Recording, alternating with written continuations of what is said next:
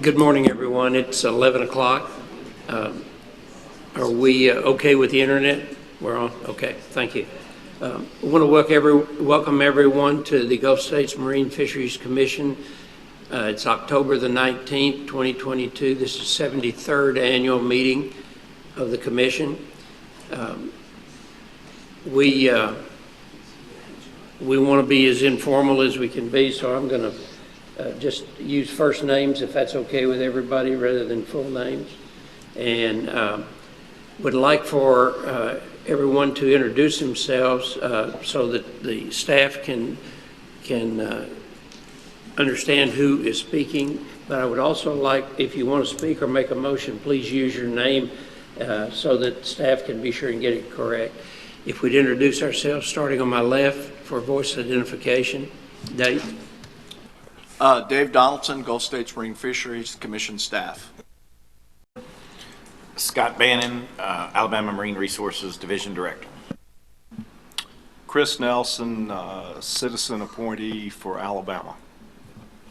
John Roussel, citizen appointee for Louisiana. Jason Froba, Louisiana Department of Wildlife and Fisheries. Jack McGovern, NOAA Fisheries Southeast Regional Office. Allan Brown, U.S. Fish and Wildlife Service, Southeast Region. Jim Brown, citizen appointee, Florida. Dan Eleanor, Division Marine Fisheries Management, FWC. Rick Burris, Mississippi Department of Marine Resources. Reed Hendon, citizen appointee, Mississippi. Christopher Mace, Texas Parks and Wildlife. And I'm Doug Boyd, chairman for a short period of time, hopefully. And I'm a citizen appointee from Texas. Dave, would you give us the overview of the commission voting procedures? Yeah, thank you, Mr. Chairman. So voting at any meeting shall be by state commissioner with one vote each for a total of 15 votes or up to 15 votes. In the event of dissenting to votes, then each state delegation to the commission shall cast one vote determined by the majority of the delegation for a total of 5 votes. If one commissioner from a given state is present, his or her vote shall represent that state. Upon request, any commissioner can request a recess for the purpose of allowing a state to caucus in order to determine its vote for any specific issue. Mr. Chairman, we do have a quorum. All right, thank you, Dave. I'm assuming you all have a copy of the agenda. Are there any additions to the agenda or changes in the agenda that you'd like to propose? Hearing none, entertain a motion to accept the agenda. So move. All right, by Scott, second? Second. All right, second. Any opposition? Hearing none, motion is approved to adopt the agenda. Moving on to the minutes. I'm sure everybody has read the minutes in great detail. Are there any corrections to the minutes? And I'd entertain a motion to accept the minutes from the March 17th meeting. So moved. Reed. Second by Scott. Second by Scott. Any opposition to approval of the minutes? Hearing none, minutes are approved. We'll move on to committee reports. The Law Enforcement Committee report, Dean.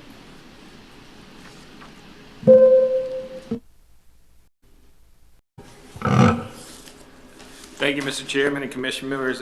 Dean Oakland, Louisiana Department of Wildlife Fisheries Enforcement Division. Bear with me, this is my first meeting, but I will try to make this quick and get out of y'all hair for y'all. So the Law Enforcement Committee met yesterday all day. We had a follow-up on the future strategic and op plans for the Law Enforcement Committee. We have one action item that needs to be addressed. Mr. Steve asked the committee members for our thoughts regarding continued updating of these plans. He explained that while these documents were very instrumental years ago when we utilized them for our JEA programs and other things like that, they've kind of become routinely where we don't update them often. So he asked how we felt if we, supported that we would just no longer have these documents and let them fall off. The strategic plan would remain in place for the general guiding principles for the vision and mission statement until it's determined a change is needed. The ops plan will just be discontinued. So the Law Enforcement Committee requests the Commission's approval to allow ops and strategic plans to expire and only be updated if needed in the future.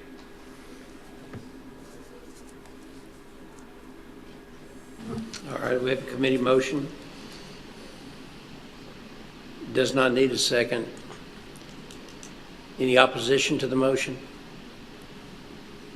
Hearing none, motion's approved. Thank you, sir. Additionally, we discussed the presence of the FADs in state waters. There was some discussion if the states have seen an increase in it and if there's any issues that we saw with the FADs. The Enforcement Committee really didn't see anything that needed to be addressed at this current time. The group determined that eventually it may become an issue for management, but currently there's no simple way to address FADs being present. Example, in Louisiana, we really don't see an increase of artificial FADs being placed because we have so many natural oil wells and things like that along the coast. So I think it's a bigger issue in other parts of the states, and law enforcement's addressing it on a need-to-need basis. Regarding the IJF program activity, Mr. Steve reported that the Red Drum Technical Task Force has completed their profile, presented it to the TCC. Mr. Scott Pierce out of Florida is the enforcement rep for the TTF and coordinated the assistance with the Law Enforcement Committee. Additionally, mangrove snapper profile preparations have begun. The new mangrove snapper TTF membership is full. Work is expected to begin at the first of the year. Jason Downey out of Alabama will be the enforcement rep for that. Commission publications. Mr. Steve stated that the annual license and fees publication in 2021 was complete, and copies were mailed out last month to LEC and the commissioners and proxies. Ms. Debbie asked the state LEC members for the rules and regs and inclusion of the law summary for 22. She'll be asking for that in March 23, and we'll get that data to her. Both the license and fees, the law summary publishes serves as historic reference and way to track license sales and regulatory changes over time. All commission publications are available on the commission website. All of our state reports were sent prior to the meeting and are available for y'all upon request. This concludes the report for the Law Enforcement Committee. Thank you, Dean. Next up is the Technical Coordinating Committee. Darren. Thank you, Mr. Chair. In the TCC, the first half of the meeting was a general session on the advanced technologies in marine fisheries, and it focused on the technologies used in the Gulf and other parts of the U.S. that could be used to collect data to inform and enhance fisheries management. The TCC heard presentations, starting first about the sail drones' capabilities to collect data using uncrewed surface vehicles or vessels. And we had another presentation on the advances in marine animal telemetry technology, analysis using those in that field, and also future kind of movements in that field and what's looking forward to the future. We also heard about innovative approaches using AI, artificial intelligence, and machine learning to monitor oyster restoration areas in Chesapeake Bay. And in the same realm of oyster presentations, we had a discussion using off-the-shelf recreational type side scan, and kind of comparing that to the echo sounders that are also professional echo sounders that we have in our toolbox to identify oyster reefs and map them in Texas. And in Florida, they provided a presentation using camera-based video with artificial intelligence to monitor recreational reef fisheries effort. Then the second kind of portion of our committee, we had Dr. Eric Sayant.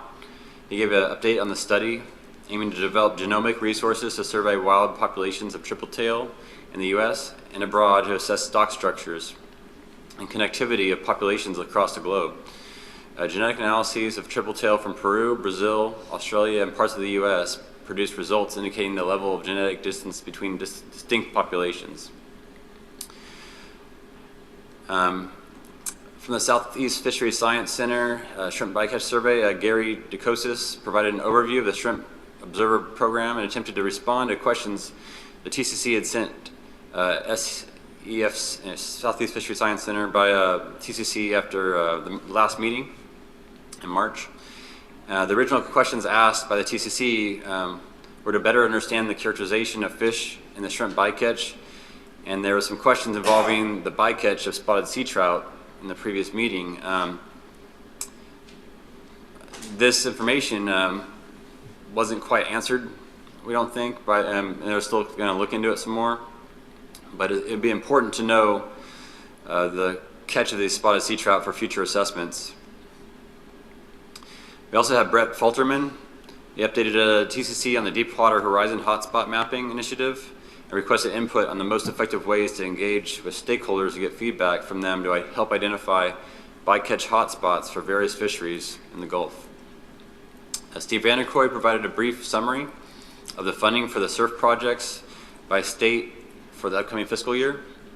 And then John Maresca followed up with briefly with a discussion of the red drum profile that they hope to come out in the coming months for the TCC to review.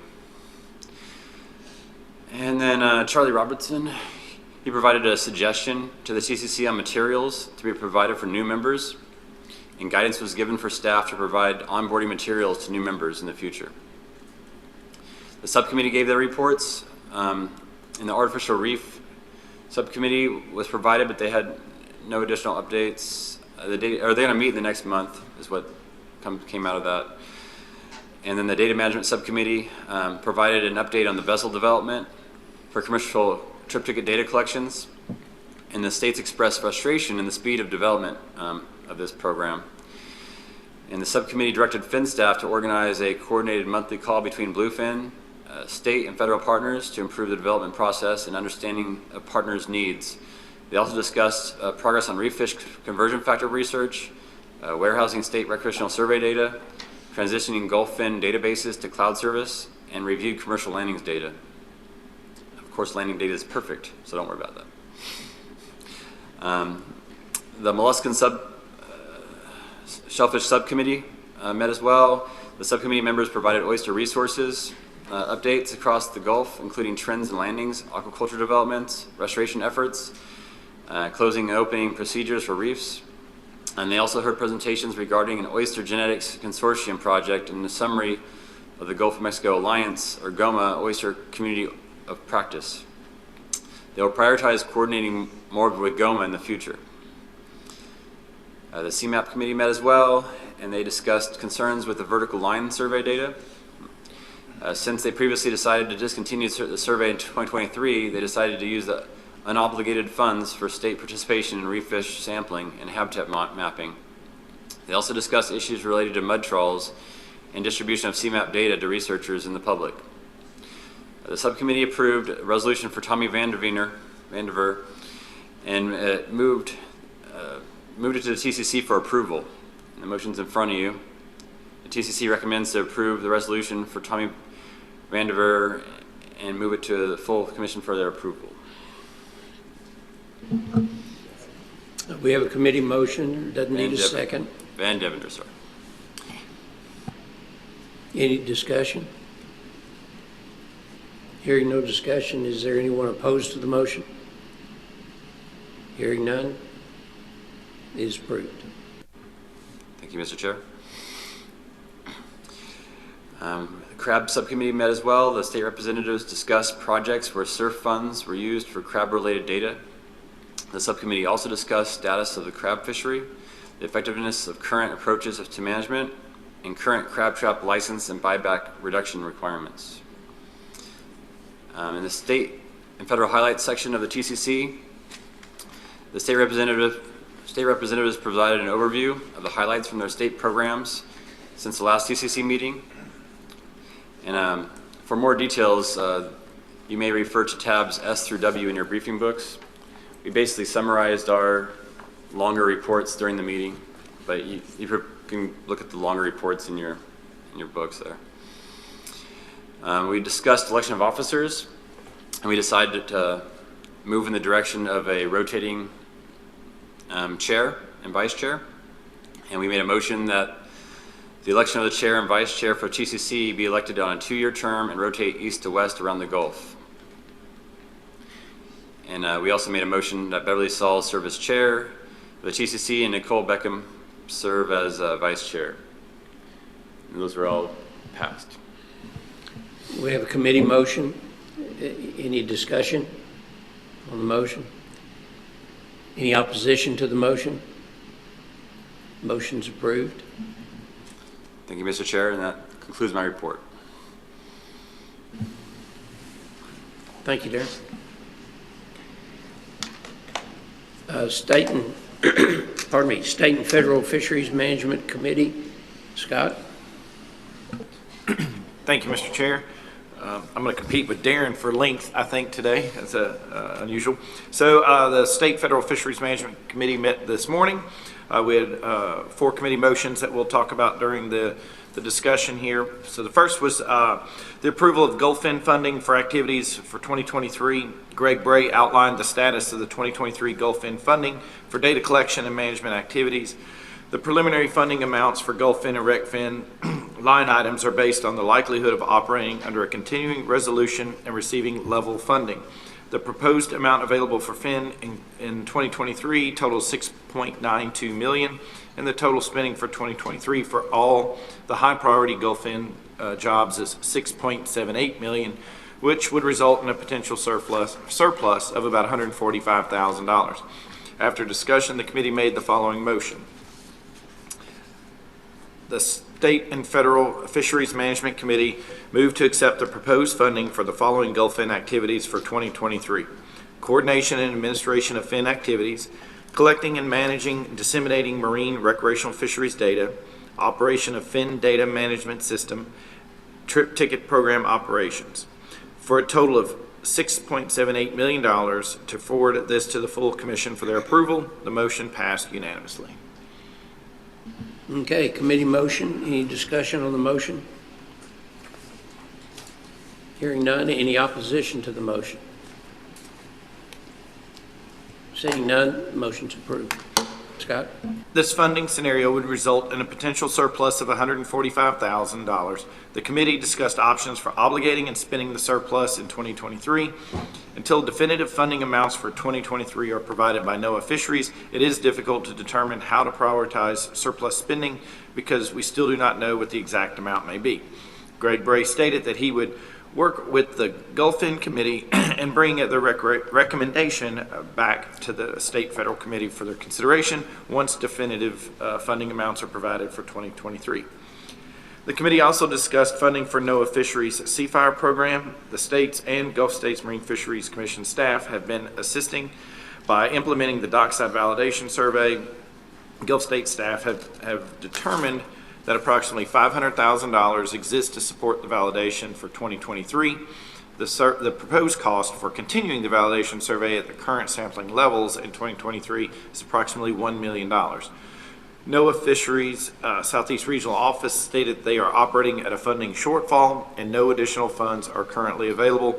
The committee asked that the Gulf State staff work with NOAA Fisheries and state scientific staff to have a technical meeting as soon as possible to continue to whether to continue the validation survey under a funding shortfall and how it would be implemented. The committee also discussed continuation of the Gulffin biological sampling program. This program collects age structures and additional biological measurements for the recreational sector for a large number of federal and state managed species. Current proposed budgets put the project cost at nearly $1.4 million for 2023, but only $1 million exists in the available funding. After discussion, the committee made the following motion. The State and Federal Fisheries Management Committee moved to accept the proposed funding for the Gulffin Biological Sampling Program for 2023 for a total budget of $1 million and to forward this to the full commission for their approval. The motion passed unanimously. All right, committee motion. Any discussion on the motion? Hearing none. Any opposition to the motion? Hearing none, motion's approved. This represents a funding shortfall of about $318,000. Greg Bray will work with state program managers to obtain revised budgets and statements of work for 2023 under the funding shortfall. I just want to back up just a minute to the C-Fire program. Just want to reiterate that all the states and the federal services were supportive of trying to continue that survey. I don't know if that came across in there, that we are working diligently to try and continue that program. The discussion of CMAP funding activities for 2023. Jeff Rester provided some background on the CMAP budget and surveys for the Gulf of Mexico. The FY 2022 CMAP appropriation was $5.125 million, and Rester stated that the CMAP received approximately $4.78 million for fishery independent sampling for all three CMAP components. All three CMAP components, based on their FY 2022 budget on level funding of $5.125 million, the total proposed for the Gulf was $2.10 million. State and Federal Fisheries Committee reviewed the various CMAP surveys along with their associated costs for the FY 2023 CMAP. Will continue the current CMAP survey work and sampling effort and hope that the level funding or additional funding will be appropriated. After discussion, the committee made the following motion. Motion, the State Federal Fisheries Management Committee moved to accept the proposed funding for CMAP surveys for 2023 for a total budget of $2.1 million and to forward this to the full commission for their approval. The motion passed unanimously. Okay, we have a committee motion on the board. Any discussion? Seeing no discussion, anyone opposed to the motion? Seeing no opposition, motion's approved. Scott? So discussion and final approval of IJ state research funding for 2023. The committee received an update from Steve Vanderkoy on the interjurisdictional fishery state research funding program. The full update will be provided by Steve to the commission business session later in today's meeting. The Menhaden Advisory Committee report. Ray Maroc of NOAA Fisheries presented a review of the 2022 fishing season. There were very few weather days to keep the fleet off the water in 2022. The final expected landings will be around 487,000 metric tons. Carrie Gillespie from Texas Parks and Wildlife Department reported that a total of 1.9 million pounds had been landed against the 35 million pound Texas cap in 2022, which is 6% of the available catch.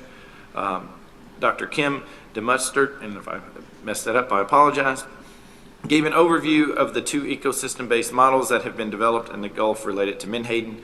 Critical to both models is a need for expanded diet data and for a number of potential predators.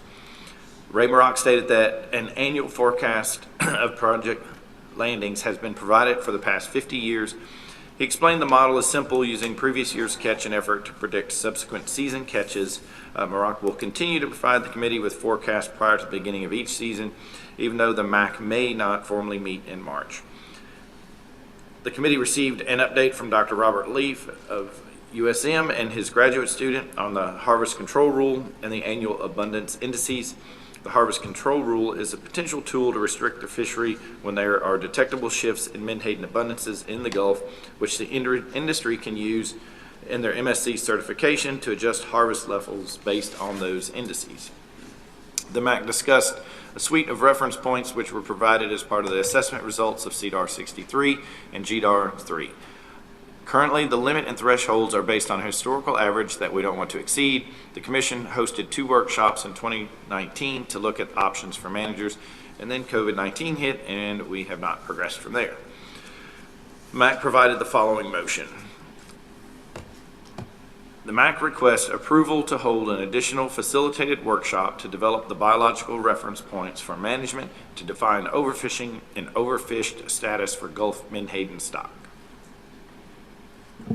All right, commotion, excuse me, committee motion on the board. Any discussion? Any opposition to the motion? Dave, I'm assuming that y'all will work with them to establish this workshop on that? Okay. Hearing no opposition, motion's approved. The The MAC chair rotated to the federal seat, so until a replacement is trained, Ray Maroc was elected as the MAC chair. Review of NOAA Fisheries saltwater recreational fishing policy. Mr. Russ Dunn provided a presentation on the update to the National Saltwater Recreational Fishing Policy. The policy provides the public insight into NOAA Fisheries decision-making on recreational fishing issues. The policy was updated based on findings from the 2022 Recreational Fisheries Summit.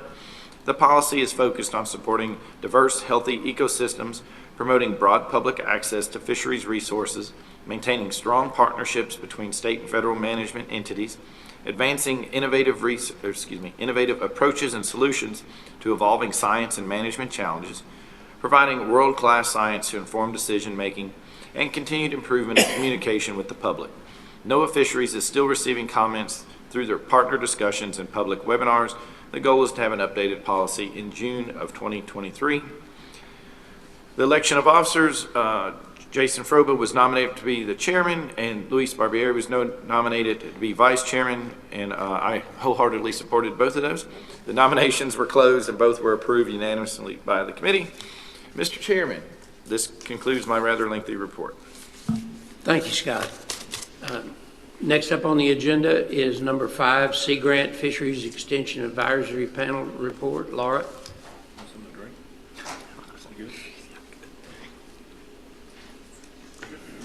Take the seat over here. Hey everybody, thank you for having us. Well, I will try not to rival the length of everyone else, but as usual, it's been a busy year for the Sea Grant programs. So lots of interesting and exciting stuff to report from the states. So the Sea Grant Committee met yesterday afternoon. And I'll go through the list of the state reports and a couple of our guest reports. For Florida, the big news is certainly Hurricane Ian and what they're facing and dealing with some of the recovery there. Florida Sea Grant is doing a lot of work on the economic analysis, particularly for fisheries associated with that. They have a weekly webinar that they've been hosting for resources and a website page providing resources to coastal communities looking for any recovery, disaster resilience, those types of things. So the preliminary estimates are looking at $1.56 billion right now. It's been a lot. The shrimp fleet in Fort Myers, I'm sure many of you have seen the photos, is mostly on land, as is a significant portion of the for-hire fleet. And there's been a lot of concern about long-term loss of impact since they don't expect recovery of tourism in that area for a really long time. And the for-hire industry there is very significant, and so there's some discussions about some of the programs, like to hire for the charter captains to do water quality and cleanups and some other things that can provide income for them. But Florida is largely responding to Hurricane Ian right now. But a couple of other highlights from Florida. Their Florida Friendly Angler program in collaboration with FWC has now had 2,000 registrants go through that program. And so it's an environmental stewardship education program about fishing practices and sustainable fishing practices for recreational anglers. It's about a 1.5-hour online program, and then they get a little certificate at the end of that. So they've had about 2,000 people sign up for that so far, and they're continuing to promote that along with their Florida Friendly Fishing Guide program, which was the first program in that series. They're piloting a seaweed aquaculture, which is, to our knowledge, the first seaweed aquaculture program in the Gulf. And just for fun facts, because we felt the commission needed a good laugh, and we talked a little bit about cow farts and burping. So it turns out that seaweed is actually utilized in a feed for cows, and that it actually reduces some of the burping associated with methane emissions, and it actually improves that issue in raising cows. So just some fun facts there. And they're also doing a lot of work in restoration aquaculture on using shellfish, clams, and oysters for water quality ecosystem services. So that's been Florida. Mississippi, Alabama is continuing to support Zach Darnell's crab tagging program, trying to get education and outreach out there about the tagging program and reporting, as well as another project by Ronnie Baker looking at red drum and speckled trout interactions in state waters with small predators like sharks. Inshore. They have done significant work this past year on shark depredation through a Restore Act grant. So we had a workshop on depredation in Gulf fisheries back in April. They're in the process of finalizing the report on that study right now and working on a second proposal to do a longer term implementation study on depredation issues with sharks in the Gulf. They are also still in process with their Gulf States funded award on shark depredation associated with descending devices. And there's been some positive evidence that's come back so far on that camera data showing that sharks do not seem to be predating on descending fish, that depredation appears to be more of an ascending issue and not so much a descending issue, perhaps because of some of the changes in fish behavior going down as opposed to fighting and coming up. And the Mississippi, Alabama team is also the lead for our regional reef fish extension program. So thank you again to Gulf States for your assistance that we had our first stakeholder engagement workshop for our stakeholder advisory panel on Monday. So thank you for some of you guys who sat in on that as well. It was a successful meeting. We will be for the next 4 years doing longitudinal studies with the reef fish fishery for all stakeholders to gauge stakeholder perceptions about the industry, needs for research, and we'll have a series of information coming out and extension publications through that reef fish extension program. So there is a website for the reef fish extension program. It is not just for the Gulf, it's Gulf, South Atlantic, and Caribbean, and so we had representation from all three at Monday's meeting, and some additional information can be found on the reef fish regional extension program. So if you Google that, you'll come up with it, but it's housed on the Gulf Sea Grants website.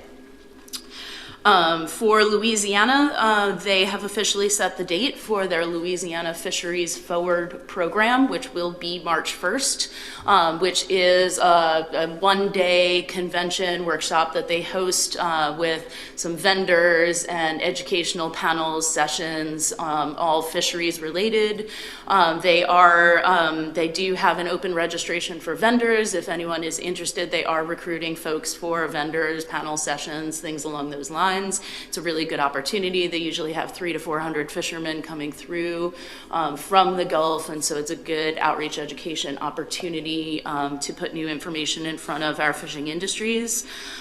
They are launching next week a charter guide program with ecotourism, utilizing their charter guides to help better communicate to tourists and others coming down to the Louisiana coast about some of the challenges and issues that Louisiana coasts face. Interestingly enough, it's going to be run through a pilot with some of the schools, and so the kids that go out on the boats and learn from the fishing guides are actually the ones that are going to come back and do evaluations of the guides. Nothing like having, some elementary school kids evaluate you.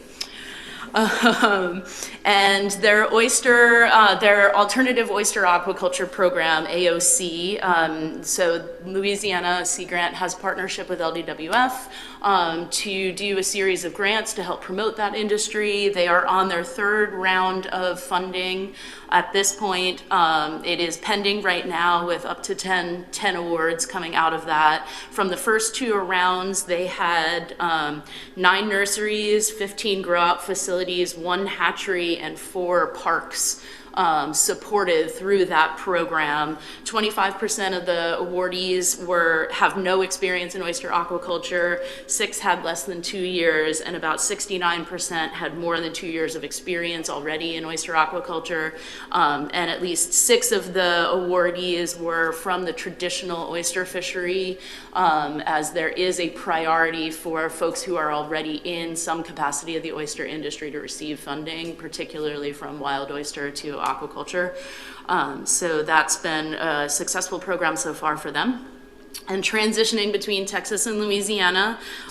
We are co-leading a program through some of the Deepwater Horizon funding, the Better Bycatch Reduction project with the shrimp fishery that I've mentioned in past. So just an update on that project. We are looking at new bycatch reduction devices for the federal shrimp fishery in the Gulf of Mexico. We have completed what we called the bird hunt, surveying over 20% of the fleet dockside to look at gear innovations, different designs. We identified 5 designs. We spent the summer doing testing with NOAA, both dive testing and testing on the Coretta, and we'll be meeting with our stakeholders next week. We have a stakeholder working group to look at, the final designs that we'd like to see move forward for commercial testing. So we're going to be moving into a commercial pilot testing phase. We do have an exempting fishing permit that was approved recently for the devices that we'll be looking at. So we're excited to see how those devices perform. And what else do we have going on in Texas? We have done 2 Weighmaster training classes now. We just completed our second one. We've trained over 42 people on tournament Weighmaster practices, and we'll be doing that program at least annually and building some of the relationships with the tournaments along the Texas coast. The shrimp fishery, as many of you might be aware, is having a lot of challenges. Texas has been hit pretty hard with a lot of that between high fuel prices and low shrimp prices. And so that's been a big issue that we're struggling with. Most of our boats are tied up at the dock. I know that's true across the Gulf. Louisiana's been experiencing that as well, and the industry is very much in kind of crisis state. So a lot of these implementation projects like bycatch that we've been working on with them have been made a little bit harder by their current situation, but we're all doing our best to hang on and help them move forward. There is a new, out of the CARES Act money, what was left over that did not go to the direct payouts did go to the Department of Agriculture, and Sea Grant has been working closely with the Department of Agriculture on a Texas seafood campaign. It is called Fresh Out of Texas. There's now a series of billboards that you can see along the coast. There is a website representing all Texas seafood now, and a series of videos highlighting the industry and seafood products in Texas. That is new for us. We've only ever had shrimp marketing program in Texas before. So that's been kind of an exciting project, and we've been doing a big series of things around National Seafood Month to promote seafood in Texas. And then we had 2 guest reports join us this meeting. We had Audubon Gulf, so the Gulf United for Lasting Fisheries program, sustainability program out of the Audubon Nature Institute, was heavily funded by the Gulf States Marine Fisheries Commission from some of the earlier disaster funds on sustainability work across the Gulf with our Gulf fisheries. Some of that work has continued on post-Gulf States funding in the form of fishery improvement projects with the shrimp fishery in the Gulf. They have progressed to a point in those fishery improvement projects that the shrimp fishery is now making the decision to move forward with certifications. They have, as of this week, officially committed to doing certifications for Marine Stewardship Council, MSC, and Responsible Fisheries Management, RFM. So they're going to do a dual certification. It's being done state and federal level, all 5 states, all 3 species, all gear types, fully comprehensive. It's not going to be limited to any individual industry members or companies. It will be available to all of the shrimp industry in the Gulf of Mexico.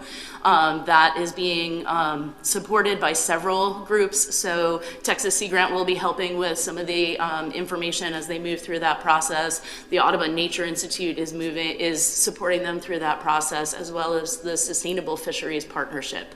And that's being funded through ASPA, the American Shrimp Processors Association, as the lead entity that is taking on and funding that certification for the industry.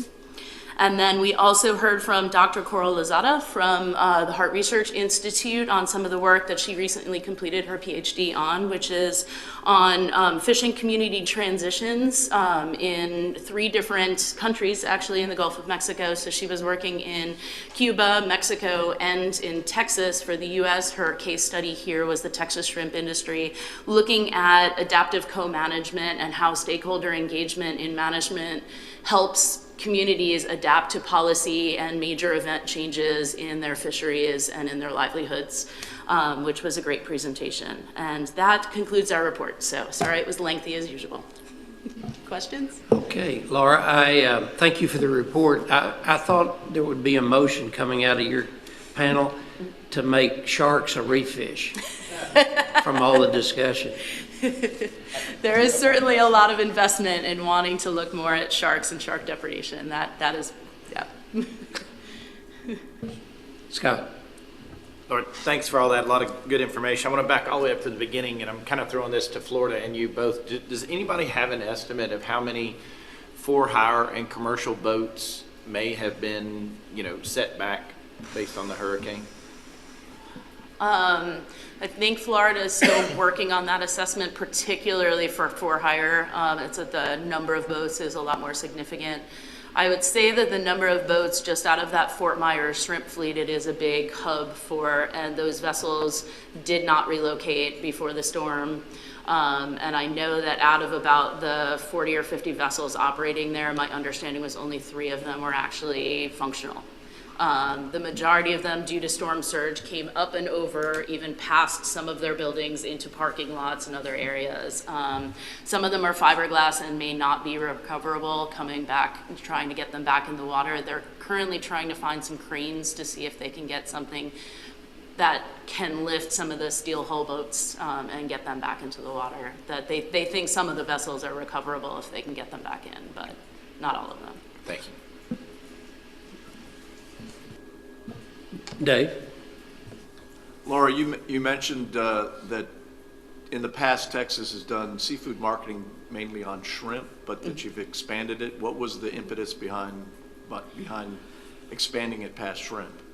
Because there was funding from, so that was, Parks and Wildlife actually worked through that decision and passed that money to TVA, is that it was CARES Act money that was still available and for use to help with, the situation post-COVID. And so the intent was to help the whole industry, whereas the shrimp marketing program actually comes from license funds. And so that's why there's no other program, because no other fishery actually pays into a marketing program the way the shrimp fishery does. So. Any other questions for Laura? Thank you, Laura. Okay, thanks everyone. Next on the agenda is number 6, NOAA Fisheries Regional Office comments. Jack? Thank you, Mr. Chairman. I'll update you on a few Gulf items, starting off with Gulf red snapper. The season for the federally permitted for hire vessels began on June 1st and it closed on August 19th. We are waiting for Wave 4 MREP landings. We expect to get those landings any day from the Science Center to determine where we are with the for-hire quota and if harvest can be reopened. I suspect this will be discussed next week at the Gulf Council meeting. Then we've developed a final rule to implement 2 framework actions to address Gulf red snapper. The first one calibrates the red snapper state surveys, and then the other framework increases the catch limits for red snapper consistent with recommendations, catch level recommendations from the Gulf Council's SSC. The proposed rule has published, and the final rule package is with our general counsel, and I expect that they will clear it, and the final rule should publish sometime in November and be effective at the beginning of 2023. And this final rule is being followed by another framework action that would further increase the red snapper catch levels based on revised great red snapper count estimates and recommendations from the SSC. The Gulf Council has developed a framework action. They approved it in August and it was submitted to us earlier this month, and we're working on a proposed rule for that. And I expect that the catch levels would be further increased in the spring. Non-red snapper things that we've been working on include 2 rules that have been published for Gulf red grouper. Amendment 53 was approved by the Gulf Council last year. It's for Gulf red grouper. It's not overfishing or overfished, but below target levels. A final rule that revised the catch levels and sector allocations for red grouper published on May 22nd was effective in June. There's a subsequent red grouper framework amendment that was approved by the Gulf Council that proposed to increase to the catch levels based on an interim analysis from the Science Center that showed increasing trends in red grouper abundance, and that final rule published in July was effective in early August. There's an amendment for Gulf cobia that was approved by both the Gulf and the South Atlantic Councils to end overfishing of Gulf cobia and modifies the size limit, possession limits. The proposed rule published in July. I expect the final rule to publish any day now. There's a completed framework amendment for king mackerel that would increase the catch levels for king mackerel based on a stock assessment that indicates the stock is healthy. This was submitted to us in August, and the proposed rule published early this month. And, the Gulf Council is also working on another amendment for king mackerel that would change the sector allocations, and they'll discuss that next week. Then there's also rulemaking going on for vermilion and snapper. The Gulf Council has completed a framework amendment that would increase the catch levels for this stock based on a stock assessment, and we're working on the proposed rule for that. And greater amberjack is overfished and undergoing overfishing. We published an emergency rule in July that modified the recreational fishing season to only be open during the months of September and October. These changes were made to address overfishing. And then next week, the Gulf Council is scheduled to approve an amendment to end overfishing of greater amberjack and rebuild the stock. Other council actions that are going on one has to do with gag. Gag is also undergoing overfishing and is overfished. The Gulf Council has requested an interim rule to reduce overfishing of gag while they work on an amendment to end gag overfishing. The interim rule is expected to be effective for 2023, and then the Gulf Council is working on another plan amendment to end overfishing and rebuild the stock, and that would be probably effective for 2024.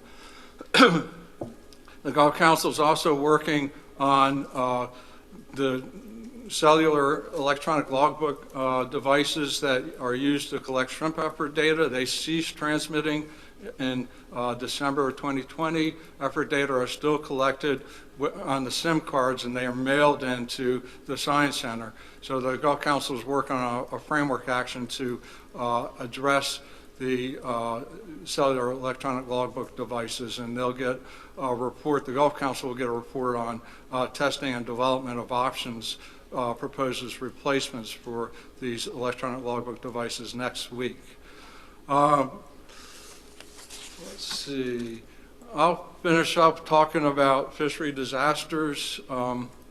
As Laura indicated, Hurricane Ian made landfall south of us, south of St. Pete, Cayo Costa, Florida, severely impacting the Fort Myers area. It was on September 28th and moved across Florida into the South Atlantic, made another landfall near Georgetown, South Carolina. We have delayed, we've authorized delay reporting for federal dealers and federally permitted for-hire fishermen who report electronically in counties that experience catastrophic conditions. They still have to report electronically if they're able, but if they can't, we've authorized delay reporting. As Laura indicated, numerous fisheries were impacted. The shrimp and for-hire, as Laura indicated, we've also heard spiny lobster and stone crab commercial fisheries were impacted as well. Andy Strelchuk, our regional administrator, he's having weekly calls with commercial fishermen and for-hire fishermen. He's also having weekly calls with Jessica McCauley at Florida Fish and Wildlife. We heard yesterday that Governor DeSantis has requested disaster declaration seeking federal assistance for fisheries, and will assist Florida with that. And then last, the spend plans from Alabama, Louisiana, Mississippi for the Bonnet-Carré spill are still at OMB for clearance and apportionment of funds, but I heard from headquarters and Kelly Donnelly, our grants person, that should be cleared soon. And that concludes my report, Mr. Chairman. Thank you, Jack. Any questions for Jack? I have one. I understand there was going to be a lawsuit that was filed by a commercial fishing interest, and I think it was against the reallocation or the adjustments in allocation for king mackerel. No, there was a lawsuit for amendment for red grouper. Red grouper. For amendment 50. Has that been filed? It's been filed. Okay. And I think that's all I can say about Yeah, I figured. I didn't ask more than that. Any questions? Okay, thank you. Next on the agenda is U.S. Fish and Wildlife Service comments. Allan? Yep. Thank you, Mr. Chairman. You know, I know that the focus of the FAC program, the Fish and Aquatic Conservation Program, and the Fish and Wildlife Service is mainly freshwater with some near estuary work, but certainly we know that what happens inland can have effect on marine resources. And so I think keeping those open lines of communication and engagement with the Commission is critical as we look at cooperative efforts, and do appreciate the invitation to the meeting to keep those lines of communication open. Just a couple of general comments. I think we've heard that we know that the federal government is under the continuing resolution to the 16th. After the 16th, there's a couple of things that can happen. They can actually pass a budget. I won't hold my breath on that. They can do another CR, which happens a lot, or worst case scenario, which I know Jack is familiar with, we have a government shutdown and we furlough employees right before Christmas. Which has happened before. So we're hoping that's not going to happen. A lot's going to depend on the midterm elections. For the Fish and Aquatic Conservation budget in fiscal year 23, all of the branches of the government have different varying amounts. The President's budget was $260 million. The House is $235 million, and the Senate is $246 million. So we're hoping that once it goes through committee, we'll see some kind of increase. And just for comparison, the 22 budget was $220 million. So all three branches had some significant increases, at least significant for fisheries. But along with the allocations, Congress likes to direct where that money goes.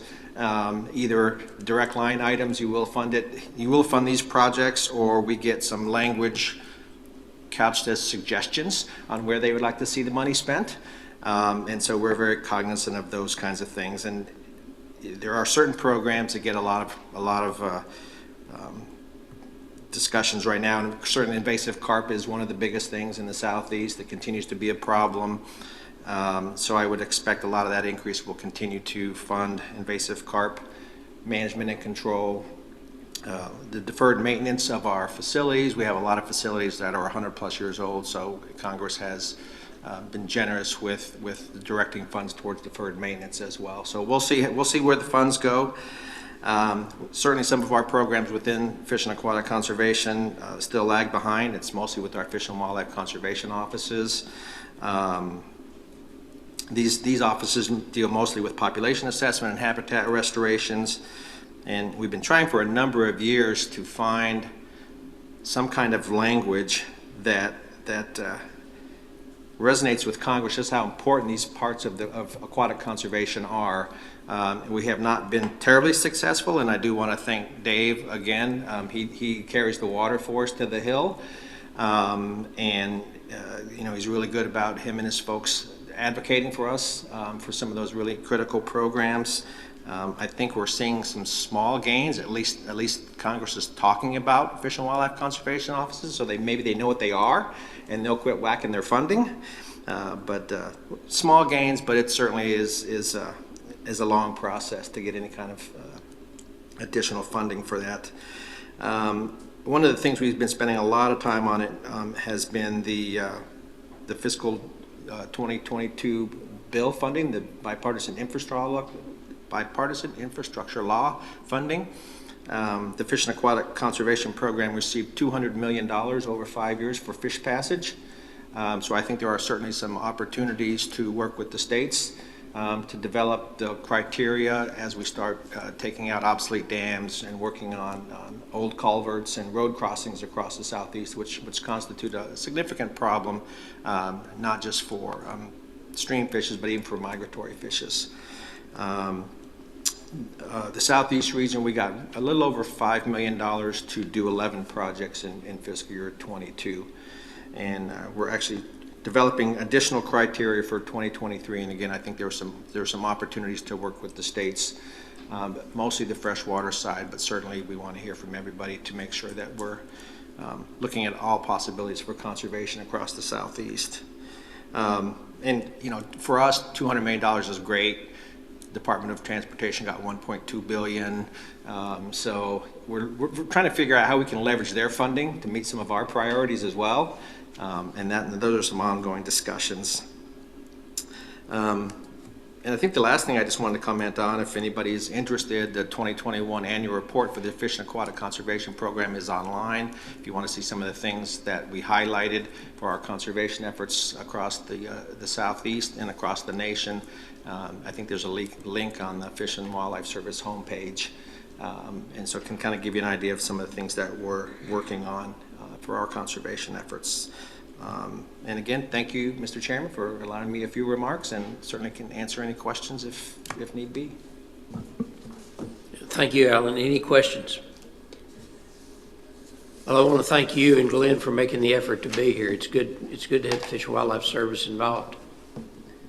Well, I appreciate that, and unfortunately Glenn has not been feeling well today, so he didn't make it down for the meeting, but we certainly are glad for the invitation, and again, I think we have a lot of opportunities, and I always thank James, and James, I neglected again for our small grants invasive program that they handle for us. Has been a really good cooperative effort with the commission, so thank you again, Mr. Chairman.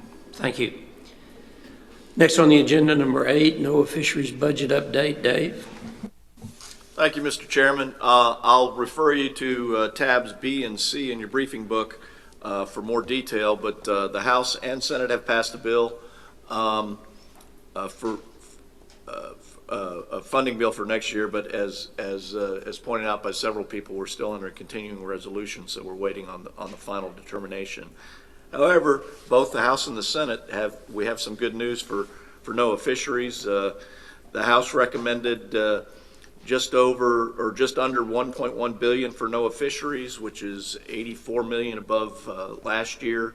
The Fisheries Data Collection, Survey, and Assessment is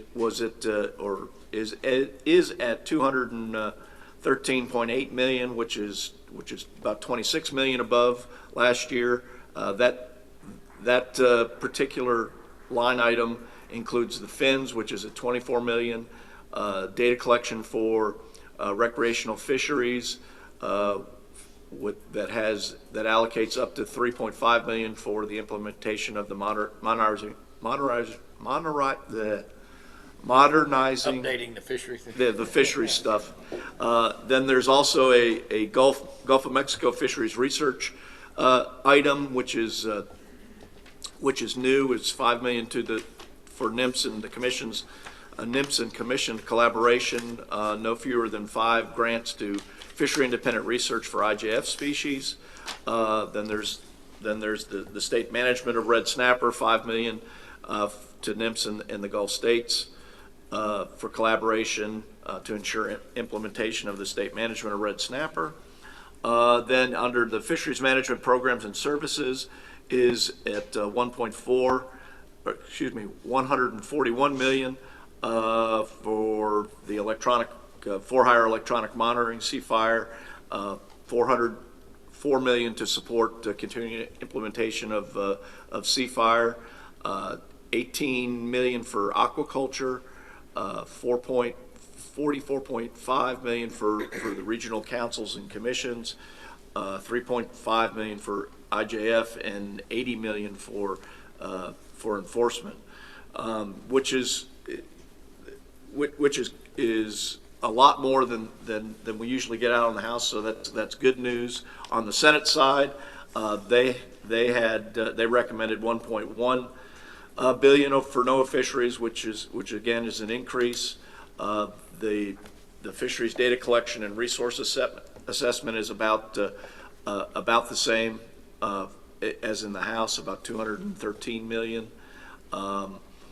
The fisheries surveys is 6 million above FY22 to ensure historic levels of survey coverage, and they specifically mentioned CMAP and the bottom long line and fall trawl surveys that feed into the red snapper assessment and other reef fish assessment.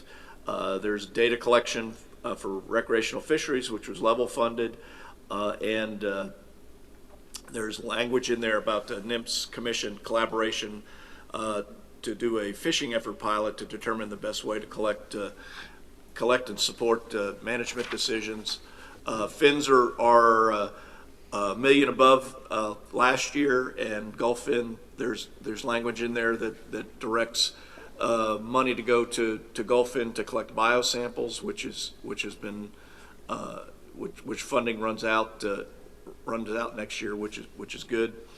And then the Gulf of Mexico research, fisheries research initiative that was in the House as well, $5 million for this collaboration, and then the state management for red snapper as well. And a little less for the fisheries management program and services, 139 million for Seafire, 22 million for aquaculture, which is an increase from last year, and includes the IMTA, which is level funded and continuing that demonstration pilot, and then money for oyster aquaculture and research, again level funded, but continuing that program. 46 million for the councils and commissions, 3.5 for IJF, and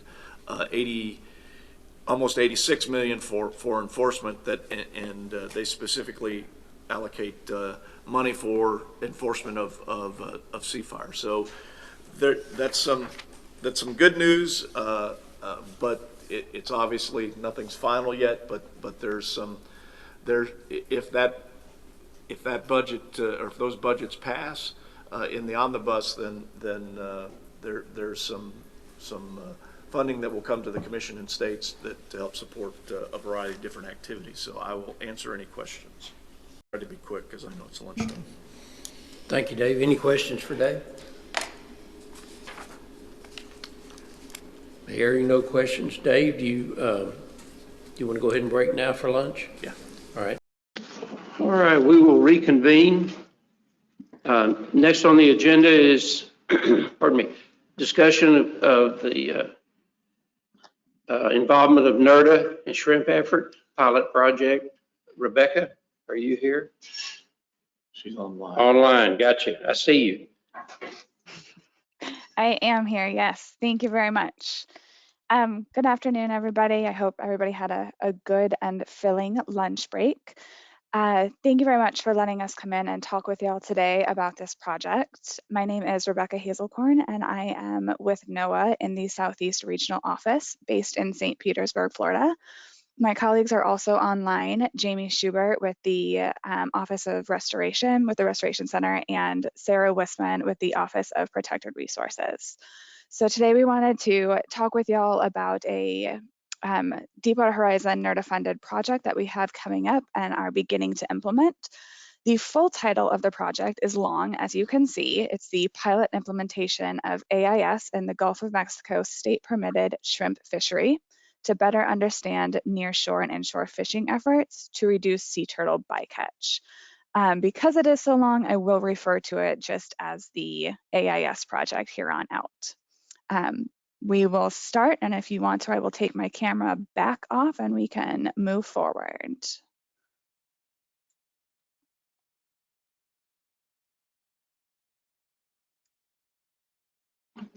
While Rebecca's getting set up, I will mention that there's a summary of the project in tab D of your briefing book if you were interested in some additional information.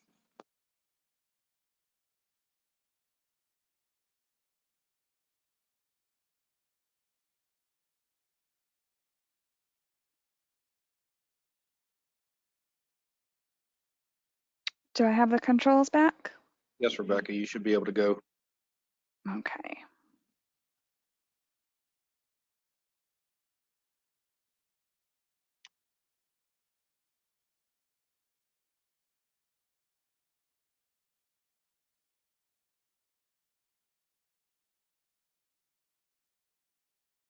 All right, but there you go.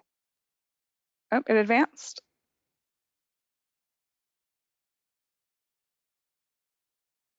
Oh. Okay, there we go. All right, so minor technical, but we're back on. So I wanted to give you guys first a little bit of kind of background and information on the overall project and the purpose and goals of the AIS project. Again, this was funded through the Region-Wide Trustee Implementation Group, or as we shorthand refer to it, the Region-Wide TIG. This was in their first restoration plan that was approved in September 2021. And what the region-wide TIG means is that it was approved not only by our federal partners, but all 5 Gulf state trustees had participation in discussing, editing, and agreeing to this project moving forward. The duration of the project is a 3-year project, and we just started planning efforts in this summer. The goal of this project, again, is to better understand the spatial and temporal effort of the state-permitted shrimp vessels, so generally the ones that fish in those inshore and nearshore waters. Ideally, we'd like this project to purchase and install Class B AIS units for participating vessels, and we hope to collect those data and tracking data for approximately 2 fishing seasons. These data would then be used for future restoration efforts to help us assist with understanding any overlap that may occur between the Gulf of Mexico shrimp fishing effort, sea turtle distribution, and sea turtle mortality.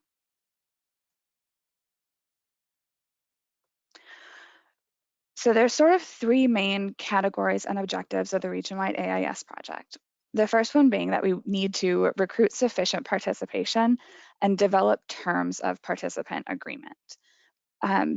Being that DWH projects are non-regulatory, any vessel operator participation will be 100% voluntary, and we do have the potential for incentive-based participation.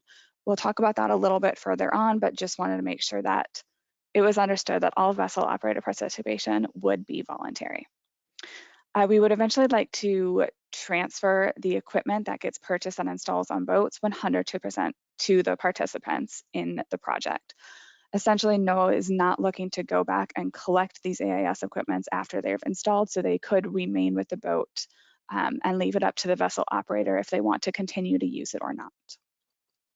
The second objective and kind of category of the project is to actually make those purchasing and installing those Class B AIS units on participating vessels.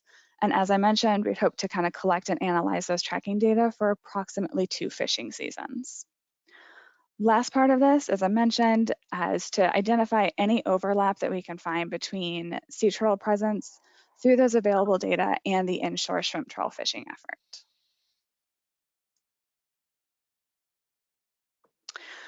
Going over a timeline, I just want to give everybody a sort of a heads up of what's on the horizon for this project. So we'll go into each of these 3 sections in a little bit more detail. So starting now and finishing out 2022, our goal for this timeframe is to establish a stakeholder panel composed of a fishery manager from each state that allows us to better provide communication with the fishery. We want to be able to determine a partnership mechanism for those outreach efforts and contract support. Potentially working with you all, this is something that we would like to discuss with you guys openly today. We also want to start providing information to the fishing community and start to gauge interest from the fishing community to determine the number of potential participants that would be willing to participate in this project with us.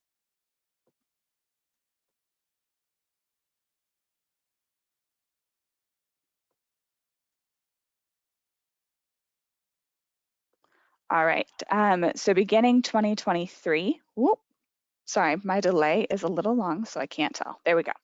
All right, back in the beginning of 2023, In January and February, kind of first thing, we are hoping that we can actually establish that cooperative agreement and contract with a partner. Again, potentially you all, it'd be a great avenue. We want to be able to continue that outreach to fishermen and really get the goals and points of the project out there to people, and also start to determine some incentive options and preferences for installation.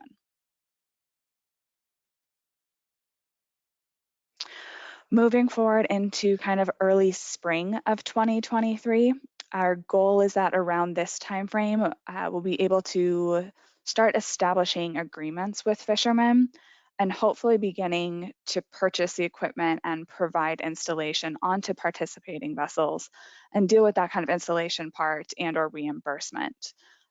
We are well aware that the purchase and install may go in waves, so we're not expecting or anticipating that all of the purchase and install would be done in this time frame. So we understand that it may take an entire fishing season or may take quite a few months to get everything accomplished in this part. But this is where we're hoping to sort of begin getting some of those parameters laid out.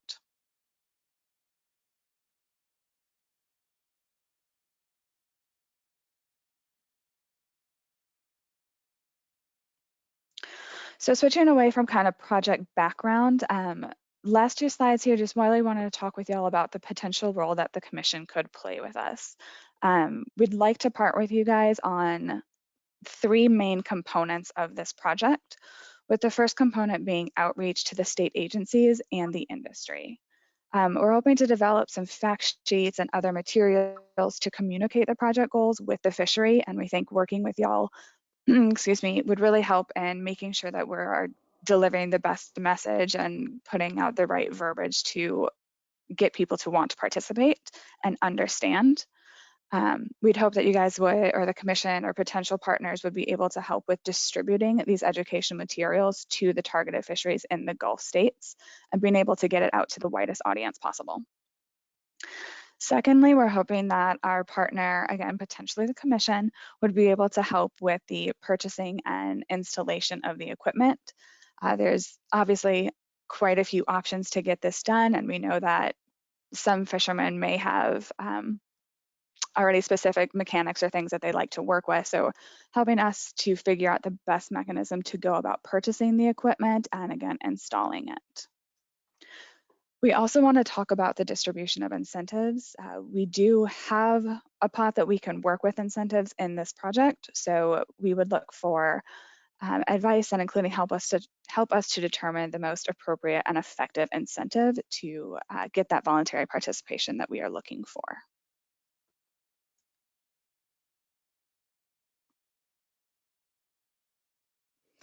So again, our project team, myself, Jamie Schubert, and Sarah Wisman, would really like to open discussions with y'all about the interest and availability to partner with NOAA on this project. And we're also open and interested in ideas to effectively and efficiently carry out all these components. We really want to garner interest and trust among shrimpers, and we think that y'all will be a really valuable asset in this project to do that.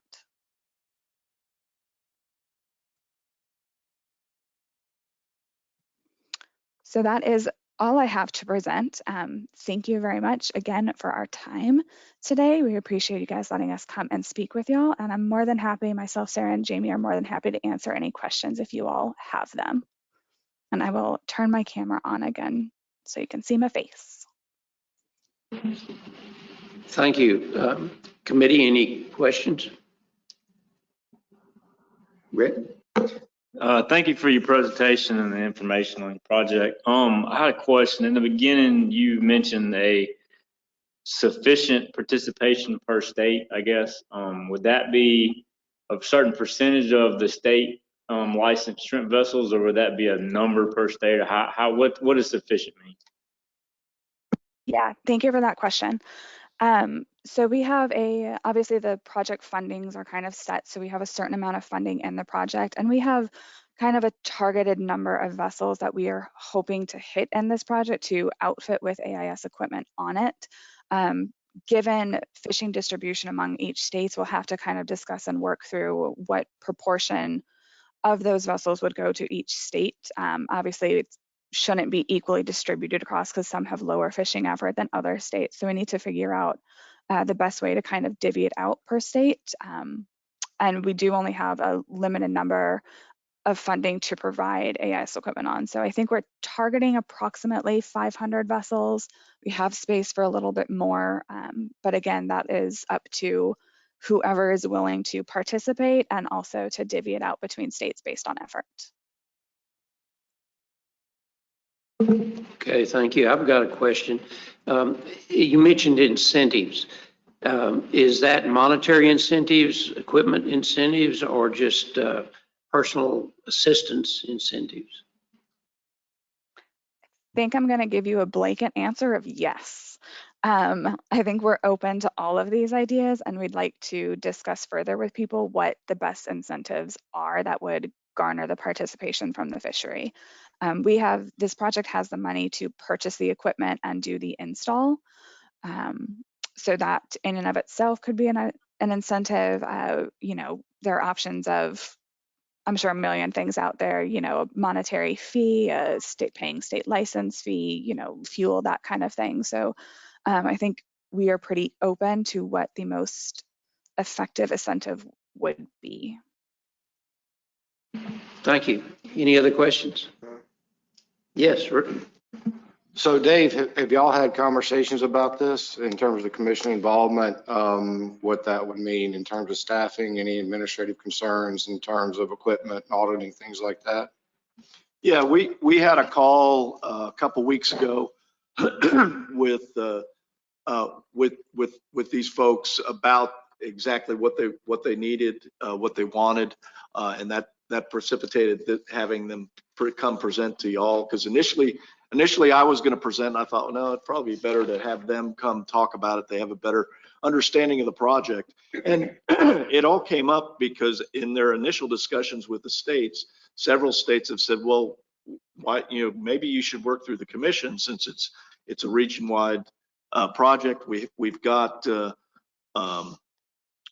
the fisheries restoration program, Charlie's program that he's overseeing. It would be envisioned that we would add, we would use that funding mechanism we would just add another task. This would be another task under there, and Charlie would be the lead coordinator, and talking with Angie and the purchase and installation. We've done that in the past of equipment, of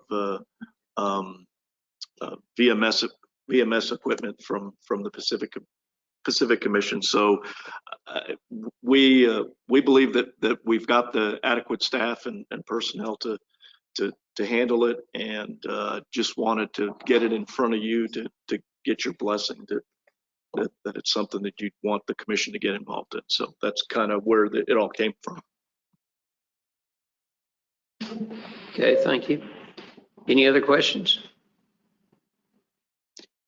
Rebeccah, thank you. Appreciate it. Yep, thanks for your time, guys.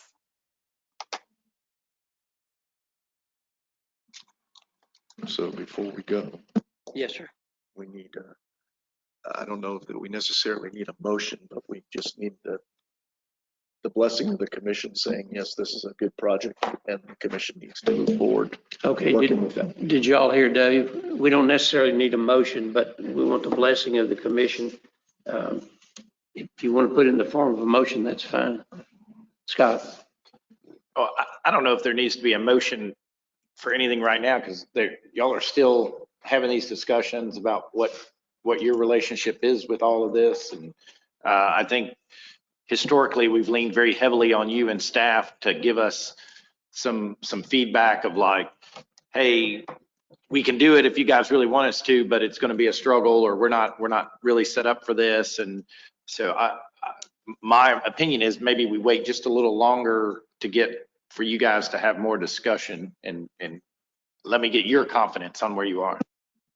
Based on our preliminary discussions and the presentation, I'm confident that we can do this, and I just want to make sure everyone's okay with us moving forward with it. Yeah. I would say it certainly seems to be within the scope of what the commission should be doing. So if you're comfortable with it, I don't have any objections to y'all moving forward with discussions. Okay, Chris? Yeah, I agree with everything that's been said. I think it's a good project, and anything that can provide more data on the spatial temporal distribution of particularly sea turtles and how the shrimp fishery interacts with them, I think is a step in the right direction. Any other discussion? Mr. Okay. Chairman, just a Yes, sir. question, and I probably should ask this question when she was still on here, but it's presented as a pilot project. What can or will possibly come behind it if it's just a pilot project? If I want to make sure that whatever we produce with this is going to be of some use. 2 years worth of data, especially a program just gearing up, sometimes you find out it's not that useful. So is there something down the pipeline that you think is possible? Hey, this is Rebeccah. I am still on. I can answer that question if you guys would like me to.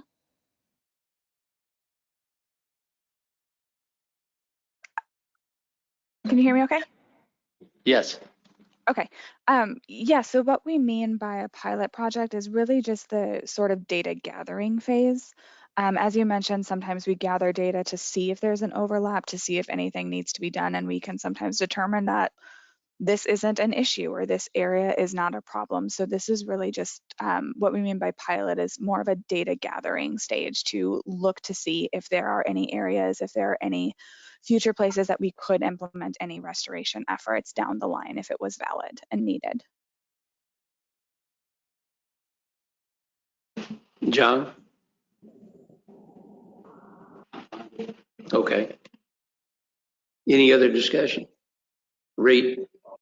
So if it was perceived that this need to continue beyond the pilot phase, would additional NRDA or restore funding potentially be available to continue the project as mid to long-term data gathering?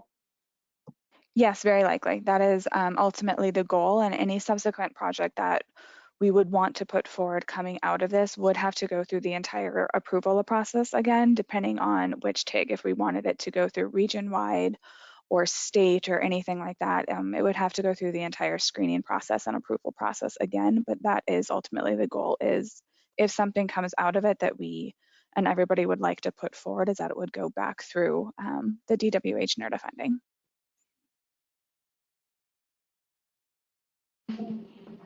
All right, Rebeccah, thank you. Dave, anything else? No, just based on the comments, it sounds like this is something we'll move forward with and keep everybody updated on.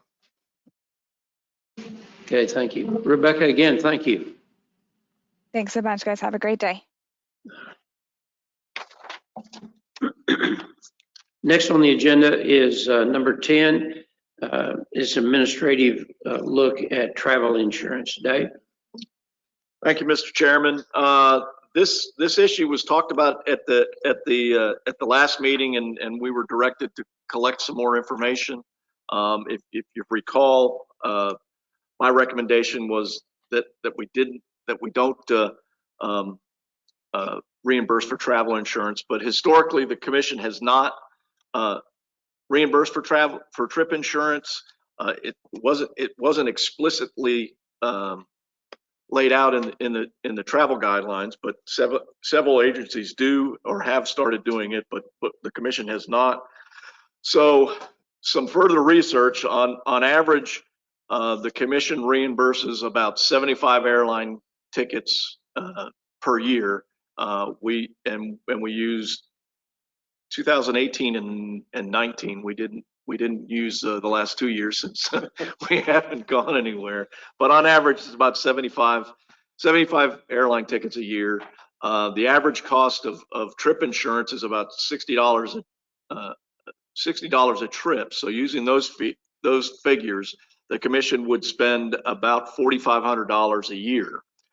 In the 32 years that I've been with the commission, there's been one instance, and the ticket was about $1,000, where insurance would have been, we could have used the insurance and recouped that $1,000. So based on that, it doesn't seem like a good fiscal choice to do that. And that is my recommendation to the commission, that we do not change our travel guidelines and start reimbursing for trip insurance, travel insurance. Thank you, Dave. Any discussion? I just note that the airline industry is a lot different than it was 2 years ago. I would keep monitoring what's going on. Absolutely. Any other discussion? I'm sorry, Scott.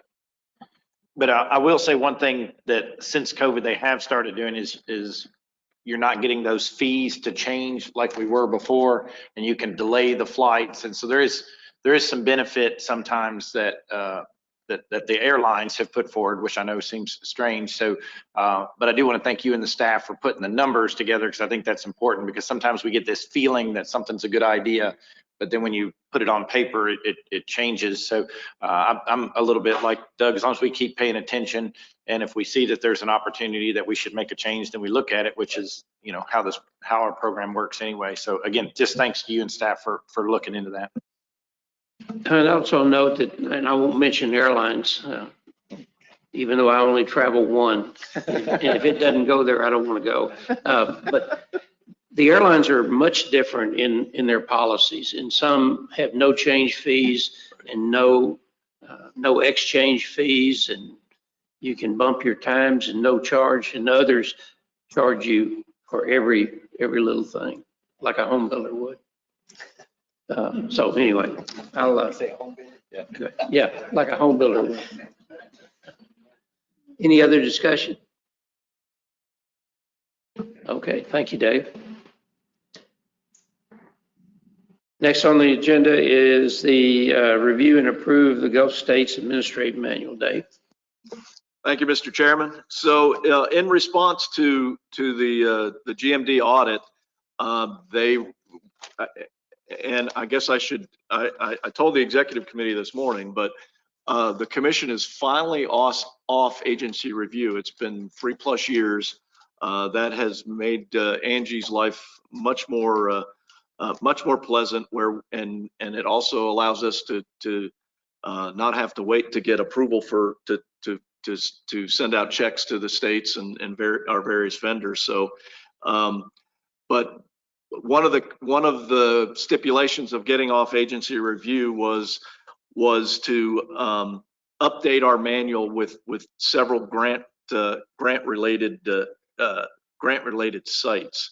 In your briefing book, there is the first tab E is a list of all the changes. The first is actually having to do, we actually put something in there that the commission explicitly, that the commission does not reimburse for travel insurance.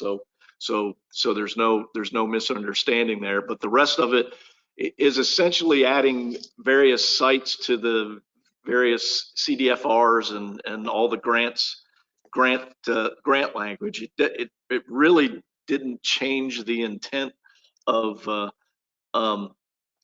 manual. It just provides more clarity on the procedures that the commission follows.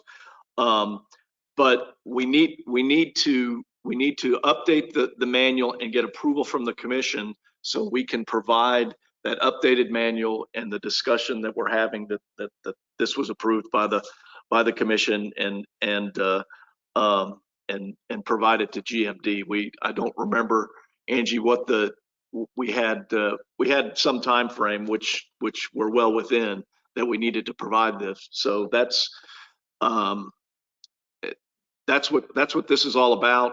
If you have any specific questions about any of the changes, there's sites on for each of the pages, but I'll answer any questions. But ultimately, I'm looking for approval of the revised administrative manual. Discussion, Scott? So on the one that says page 60, the registration fees, program income will be recognized in addition method as described in the 2 CFR 200. So I remember there was some discussion. Can you, I just don't remember. Can you tell me what their concern was and what this does? I can't, but Angie can. correct?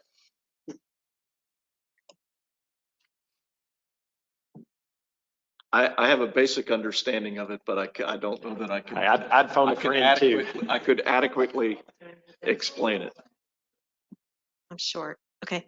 So in the past, when we were charging registration fees, they were just going into our general fund to help offset the meeting costs. And NOAA said that we probably should be recognizing those as program income. So instead of just offsetting in the general fund, it now has to offset in all the federal grants that are associated. So basically, I mean, so it's still money that gets used, it gets spread between the different programs. Correct. As opposed to just, so, okay. I just couldn't remember the details, so right. Thanks for that. And there's two methods, the deductive and an additive, and we just use the additive, which just means you're getting more on that program. And because of this, we're looking at ways to reconfigure our registration fees. We may actually have to increase the registration fees for the meeting to cover some more of the cost because of this. But we're working on trying to figure out the best way to do it. Any further discussion? Reed? Was there a need for legal review of any of the additions? I mean, you're formalizing a handbook here that's, getting distributed out. Was there a need for any legal review, or is it all pretty straightforward? It's all fairly straightforward. It's just adding sites to the federal guidelines for grants and whatnot. It's not really, there's nothing legally binding. It's just that we will follow those guidelines. Any other discussion? I'd like to make Mr. Chairman. Yes, sir. I'd like to make a motion that we approve the administrative manual as written. All right, second. We have a motion on the board. Could you put that motion on?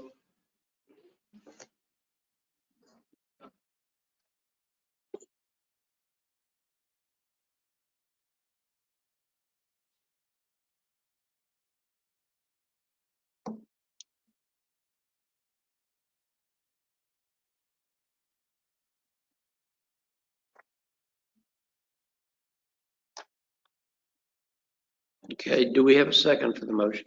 Reed? Scott's. Oh, Scott's got it? Okay. Everyone see the motion? Do I need to reread it? We okay with it? Is there any opposition to the motion? That's a quick question. Yes, sir. Formality's sake, but does it need to say, the amendments to the administrative manual is written or something to that effect? Yeah, sorry. Is it?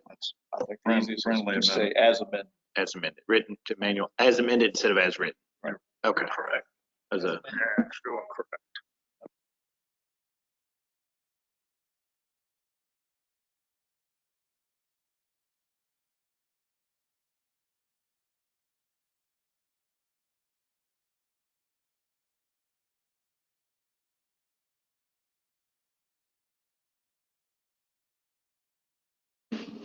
With that, pardon me, with that change, is there any other discussion?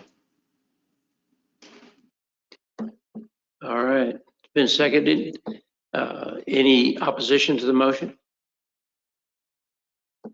Seeing none, motion's approved.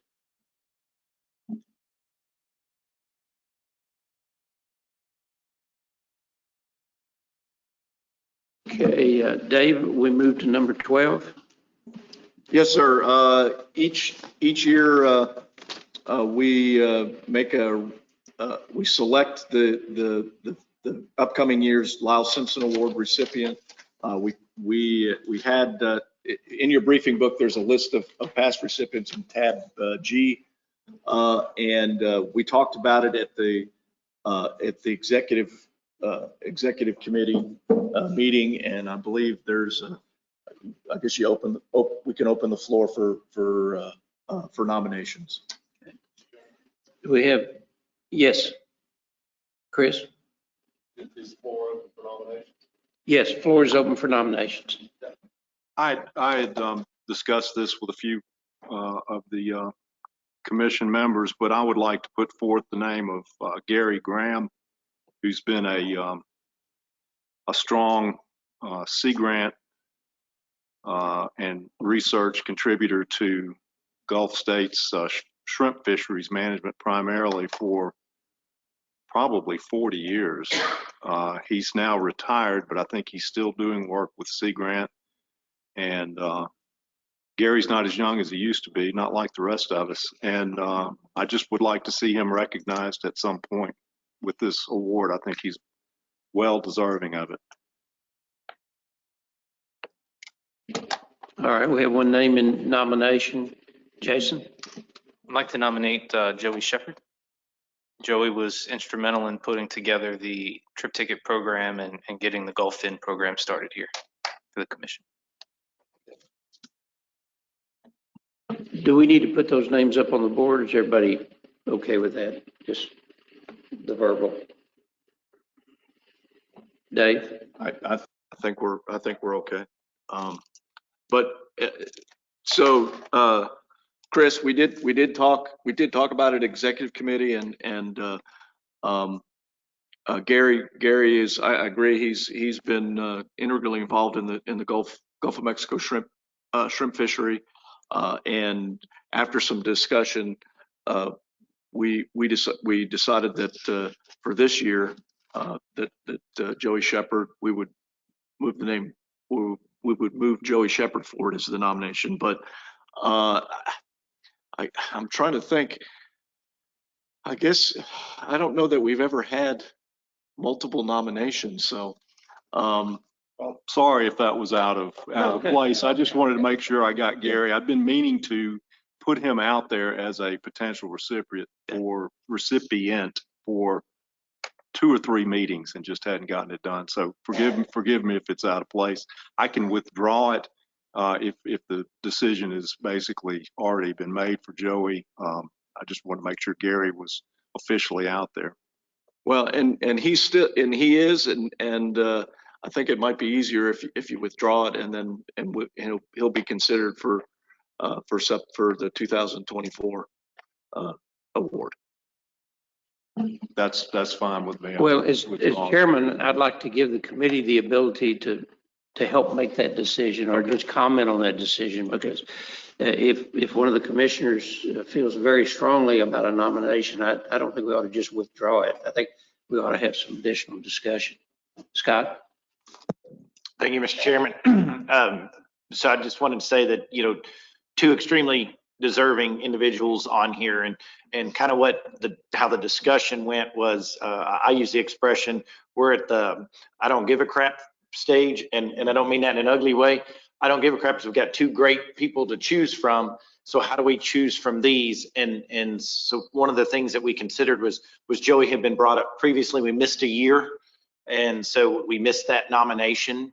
And so from my perspective, I felt we should go ahead and go forward with Joey this year, and that Gary was definitely a very worthy person to be for the next year for the award. And their contributions are both, but these 2 particular people are both Gulf wide. They weren't just particular to a state, and so I think that was very important to note. And it was not it was not one of those, it was one of those, gosh. So I just wanted to kind of give some background to that. There was a lot of discussion, executive committee, about these nominations. So anybody else have a comment? I just say, it seems like the past maybe 3 or 4 years, not saying we were struggling, but we didn't really have a conversation that didn't seem to be very competitive when it came to it. Oh yeah, that's a good idea, let's do that. So it seems like now, not only with those 2 individuals, but also, we have a 3rd individual to consider. So we may want to be, plan that out a little bit, depending on maybe some different factors with folks to make sure we get everybody in the queue, because it seems like it's going to be a little bit more competitive moving forward, because I'm sure other names are going to rise to the top over the next 2 or 3 years to consider as well. And to that point, Reed, that's why I've put it the last two executive committee agendas, I actually put it on there. It used to be just kind of an informal discussion around the table, and it's good to have multiple names on the list, but then it also makes it difficult to choose someone, because as Scott pointed out, I mean, both of these gentlemen are well deserving of the nomination and of the award. So I plan to continue to have the executive committee talk about it so we can go through some of those deliberations. Okay, we can have an additional discussion.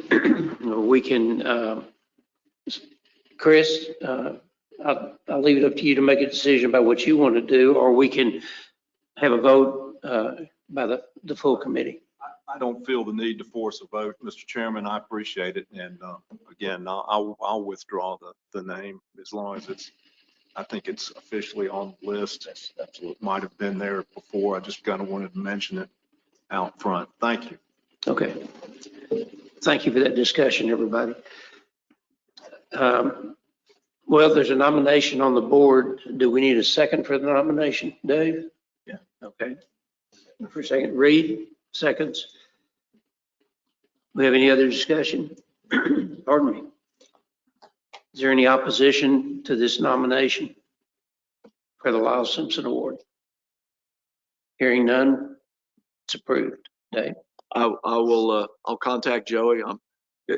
I'm assuming his cell number is still the same, but I'll check with. Yeah, I'll check with you to make sure it's still. But we don't ever. That's the beauty of a cell phone. It doesn't matter where you are. It travels with you. So I'll contact Joey and let him know. So he'll be excited. Next on the agenda is the commission program reports. Steve, are you around? There you are. I am here. Here. Quiet. Try to be sometimes. So I've provided you all ahead of time in the briefing book a short report on the activities since the last time the commission met in the spring. You already heard a little bit in the TCC report. We've been working on that triple tail genetics project for some time. We're finally getting some results. We covered that a little bit in the report, but there's a lot more work to be done on looking at the stock definitions in the Gulf itself. Clearly, the global samples were very different, but the initial results indicated there weren't a whole lot of differences Gulf-wide, but it was not a very refined analysis yet at this point. So I'm hoping in the next year we'll be able to provide you a lot more information, and maybe even a couple of publications come out of that.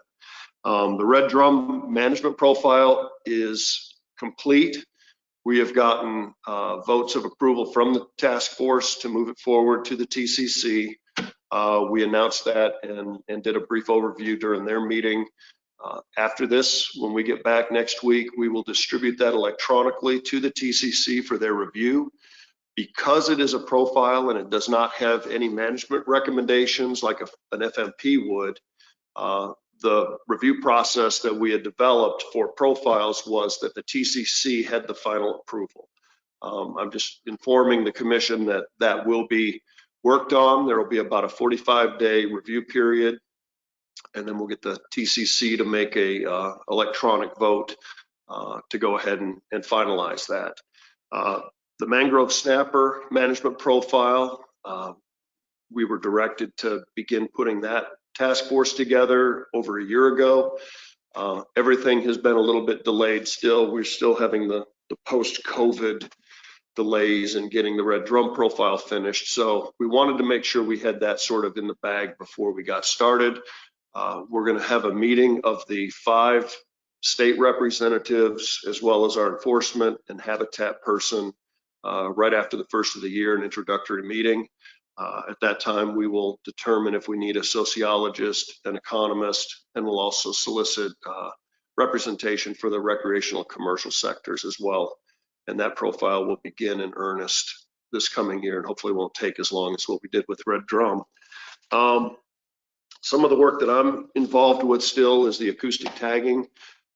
We've been putting out tags for triple tail for a couple of years now. I'm putting out 50 tags this year. We've put about a little over half.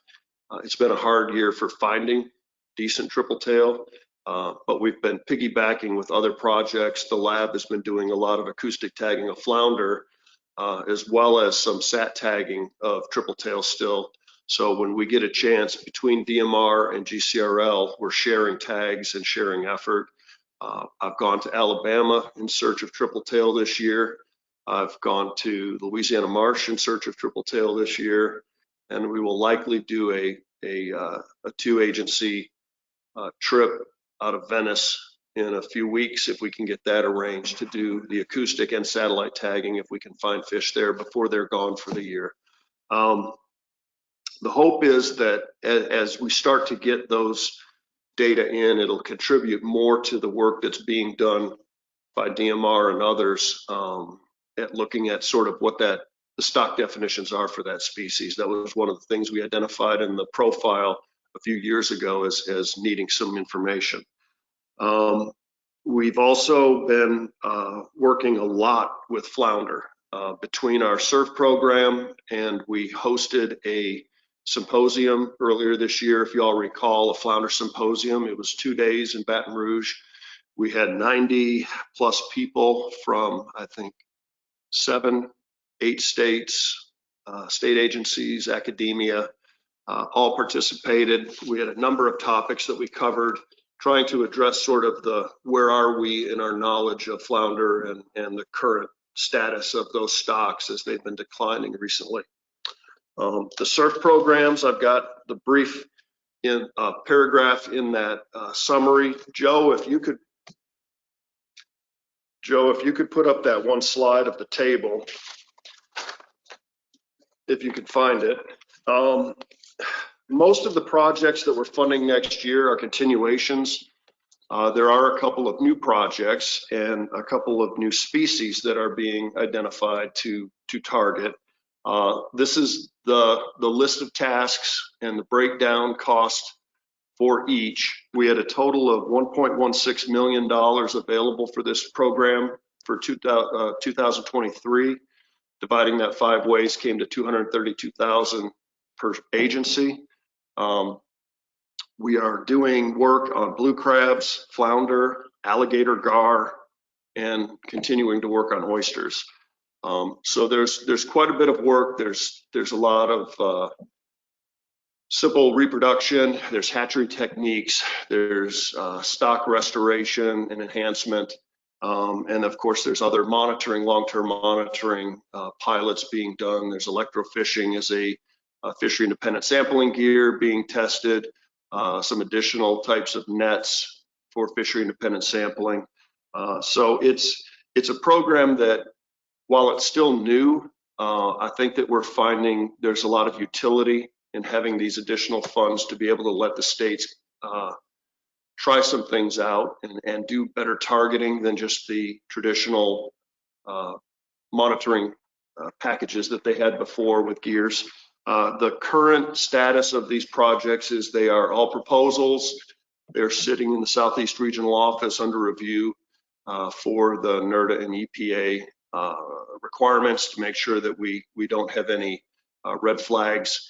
As soon as we get that review back, we'll go ahead and set up the awards, and they should be able to start the first of the year, and those funds become available. It'll be a 15-month run award so that it's a full year of sampling, as well as some time to kind of wrap things up and do the analysis and provide some reporting. And as far as IJF goes, I think that's really about it. I'll be happy to answer any questions. Any questions from the commission? I've got one for you. When these funds are approved and given to each state, can they transfer funds between projects, or are they just limited to whatever that project is? The way that we've set it up is that each agency receives an amount, and they program it in a budget, in a project narrative into tasks, and these are the tasks that they've identified. if they want to shift between projects, if they find that they have money they didn't spend and they want to spend it on a different project, it's within that same overall award for us. It's just a matter of reprogramming the budget and letting us kind of know where it's going to be spent instead of the original. It's a simple amendment, and we can move forward. We've actually done that for a couple of states. Okay, thank you. Yes, sir. I don't have a question, but Steve mentioned that he's been doing a lot of tagging work for Triple Tail and been out in the elements. Joe, would you put that photo up? I just want to point out that myself and Commissioner Bannon did brave the weather. Steve is not in this photo because he was back on the dock and nice and warm and dry having coffee because he had boat trouble. So just to point out. That is the advantage of running the program. You always get good people to work for you. And we had that's when the weather turned nice. The day before that was good. The day before was perfect. And I can't help it, our boat caught fire. It's just some things you can't predict. Thank you, Joe. Yes, sir, Ray.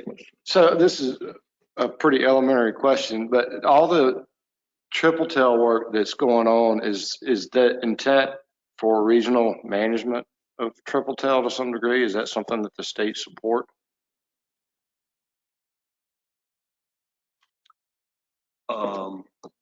I'm assuming so. They've been very cooperative. I've been given collecting permits for Florida and the other states to be able to participate. So I'm hoping that if it's something you don't want us to do, you would let us know.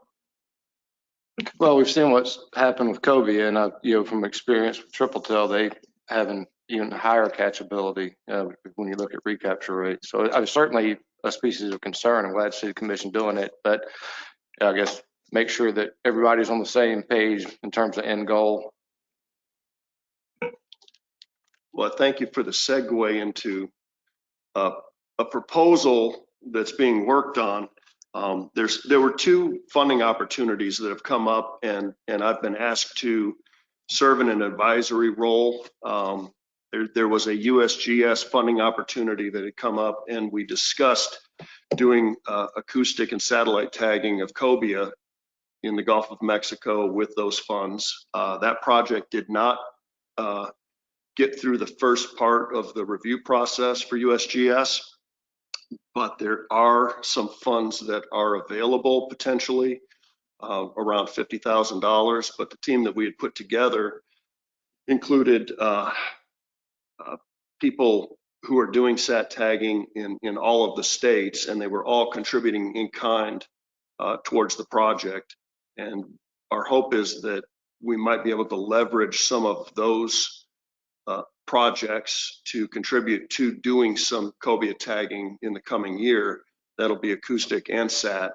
And in addition, there is a restore proposal that was submitted by Eric Sayon in a large group, which I have been put in advisory status on, to do stock definition genetics throughout the Gulf for cobia as well.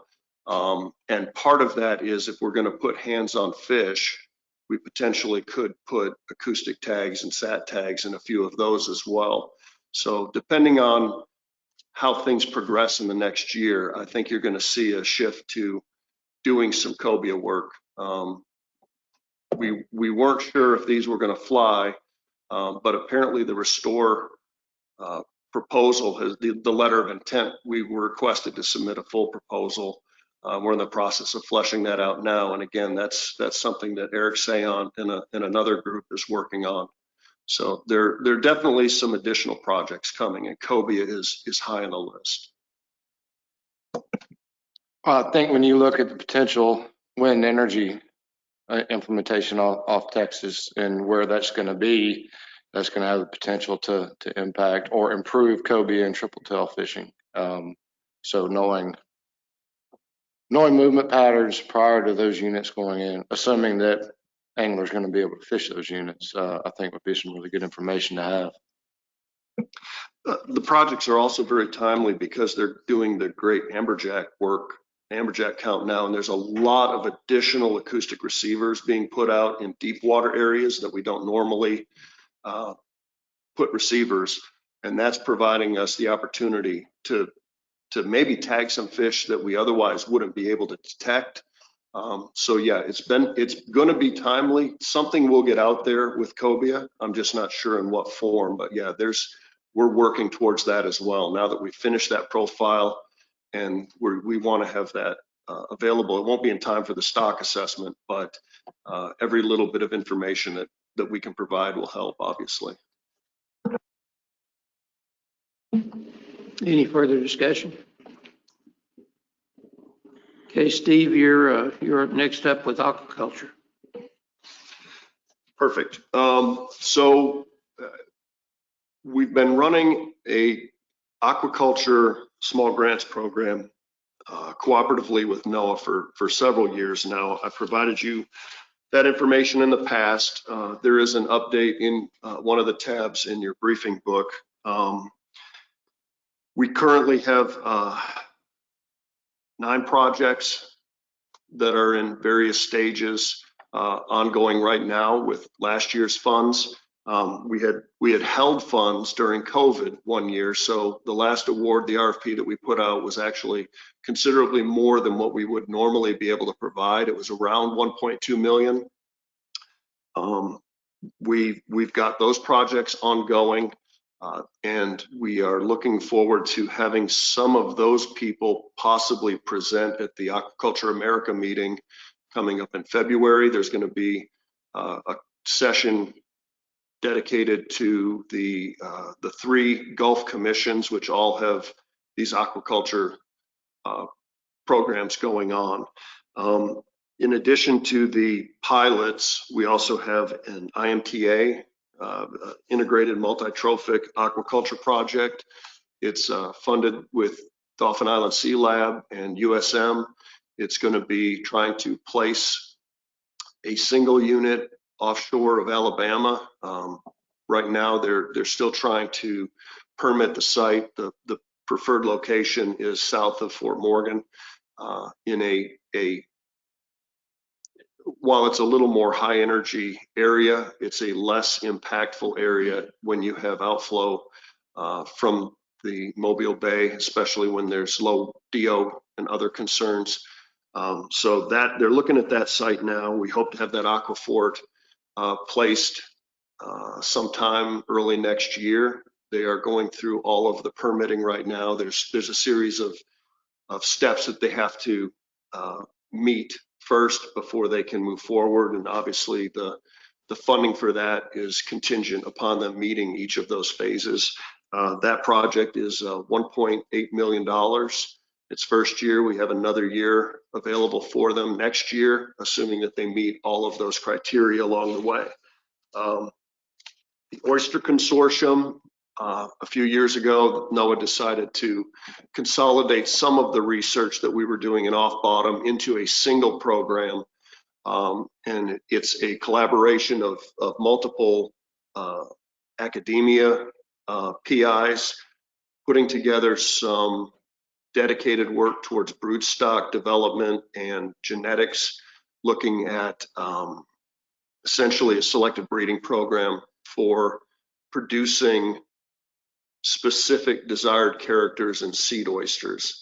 That way, once there's a demand, if you have a high salinity area and you want to have high salinity seed, you can call up and theoretically get high salinity seed. Part of that is also just doing cryopreservation of existing populations, which they're exploring as potential broodstock. So there's a lot of developing that library, a historical library of genetic material and DNA, so that if necessary, we could actually explore other populations that may have issues in the future and still actually have cryopreserved specimens to work with. That project has been ongoing. It's in its third year of 5. Eric Sayant came and presented to the Molluscan Shellfish Subcommittee this week. I was unable to attend that meeting. I was tied up in other meetings, but he provided sort of a where they are now kind of a presentation. And then finally, we have new money this year, which we have just put out an RFP for 2023. We received around $600,000 again for next year. The RFP is out. It's been out since the 1st of the month, and it closes at the end of the month. The priorities are the same as they have been in the past, looking for novel approaches to aquaculture and potential for new species and new techniques in the Gulf.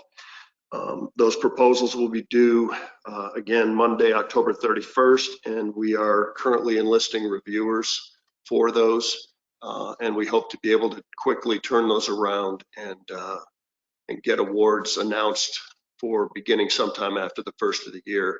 We're running that coincidentally with the Atlantic and the Pacific states at the same time. So all 3 commissions will have all new projects beginning next year as well. So we appreciate NOAA working with us, and we're really glad to be able to help work on aquaculture development here in the Gulf. So I'll answer any questions. Any questions for Steve on aquaculture?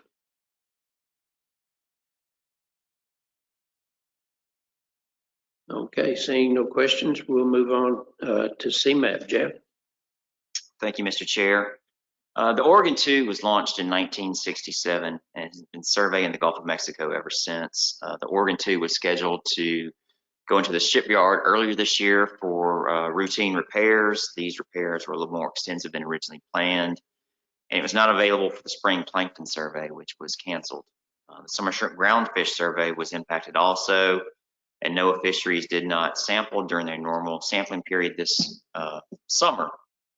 They rented out the Tommy Monroe and went out until August. But the summer shrimp groundfish survey began June 4th and finished August 22nd. CMAP was able to collect data at 248 of the 350 originally scheduled stations. The bottom longline work group, plankton work group, and summer shrimp, shrimp groundfish work group met in April to review the respective operation manuals and sampling procedures before beginning the 2022 sampling season. The bottom longline survey recently completed sampling with Mississippi, Alabama, and Texas participating. The vertical line survey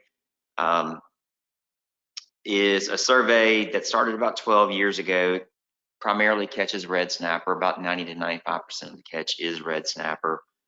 The data from this survey were submitted to the Red Snapper CDAR workshop for evaluation prior to the upcoming Red Snapper stock assessment.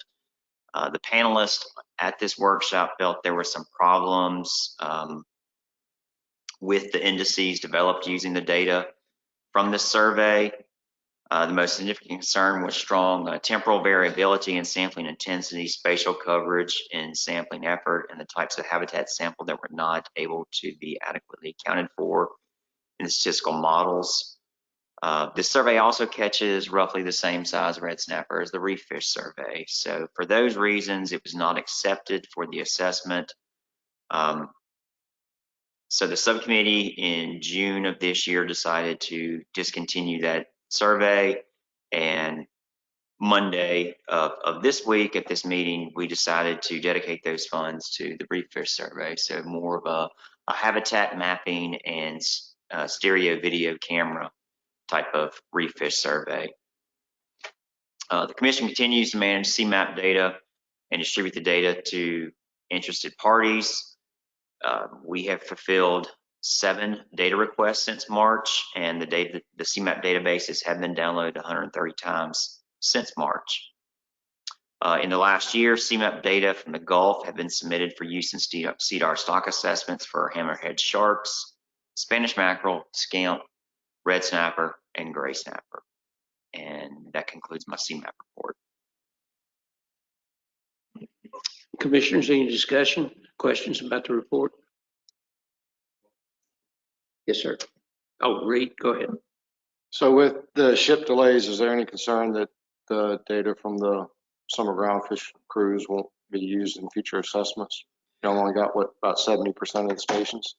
Well, that was worked out beforehand as far as, the usual normal time period is the 1st of June to kind of late July. So we extended it beyond that, but the assessment folks felt that it would be fine to continue sampling into August. As far as the actual numbers, what we tried to do when we found out that they weren't going to be able to participate at the level they have historically, went back and, our sample protocol is stratified random based upon habitat area within the different stat zones and water depth. So they went back and resampled that and chose a smaller number. So it should have representative samples throughout the Gulf. But as far as the numbers, I couldn't really say, but we did the best we could. I guess the good news is supposedly they put enough steel back into the Oregon too. Supposedly it's good for another 20 years. Supposedly. Any other questions? Jeff, you're up for CARES Act. All right. To start off with the original CARES Act, that project has concluded. We sent in our final report a few weeks ago, so don't really have anything to state about that. We do have what we were terming CARES Act 2.0.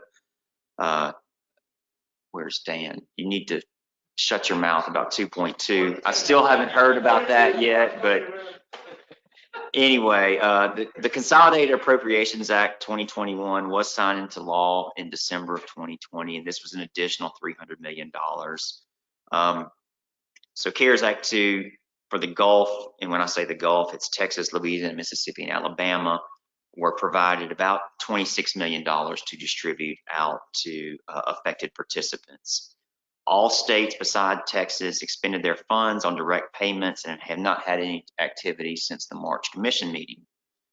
Texas, in January of this year, decided to give applicants who had applied for the original CARES Act funds a second chance to qualify for CARES Act 2.0 funds. There were some applicants who didn't provide all qualifying documentation, or they missed deadlines for submitting their required documentation. So Texas decided to give these applicants a second chance. Letters were sent out in February, and applicants were given 14 business days to respond. 85 applicants qualified, and overall, 12 people were approved for funding. So on April 26th, the Commission sent out 12 payments totaling $1.5 million, effectively paying off all Texas applicants who qualified for funding for CARES Act and CARES Act 2. So everybody who, again, who qualified was paid. And after these direct payments, Texas had roughly $5 million remaining for a couple of different projects. They proposed to use $1.5 million for a seafood marketing campaign. We heard a little bit about that a little while ago. This campaign is being designed by the Texas Department of Agriculture. And the goal of this media campaign is to promote, expand, and elevate the consumption of Texas Gulf seafood by trying to unite, market, and create consumer awareness for Lone Star shrimp, blue crab, fish, and oysters. And NOAA approved this plan in April of 2022. Contractors began working on this campaign in April.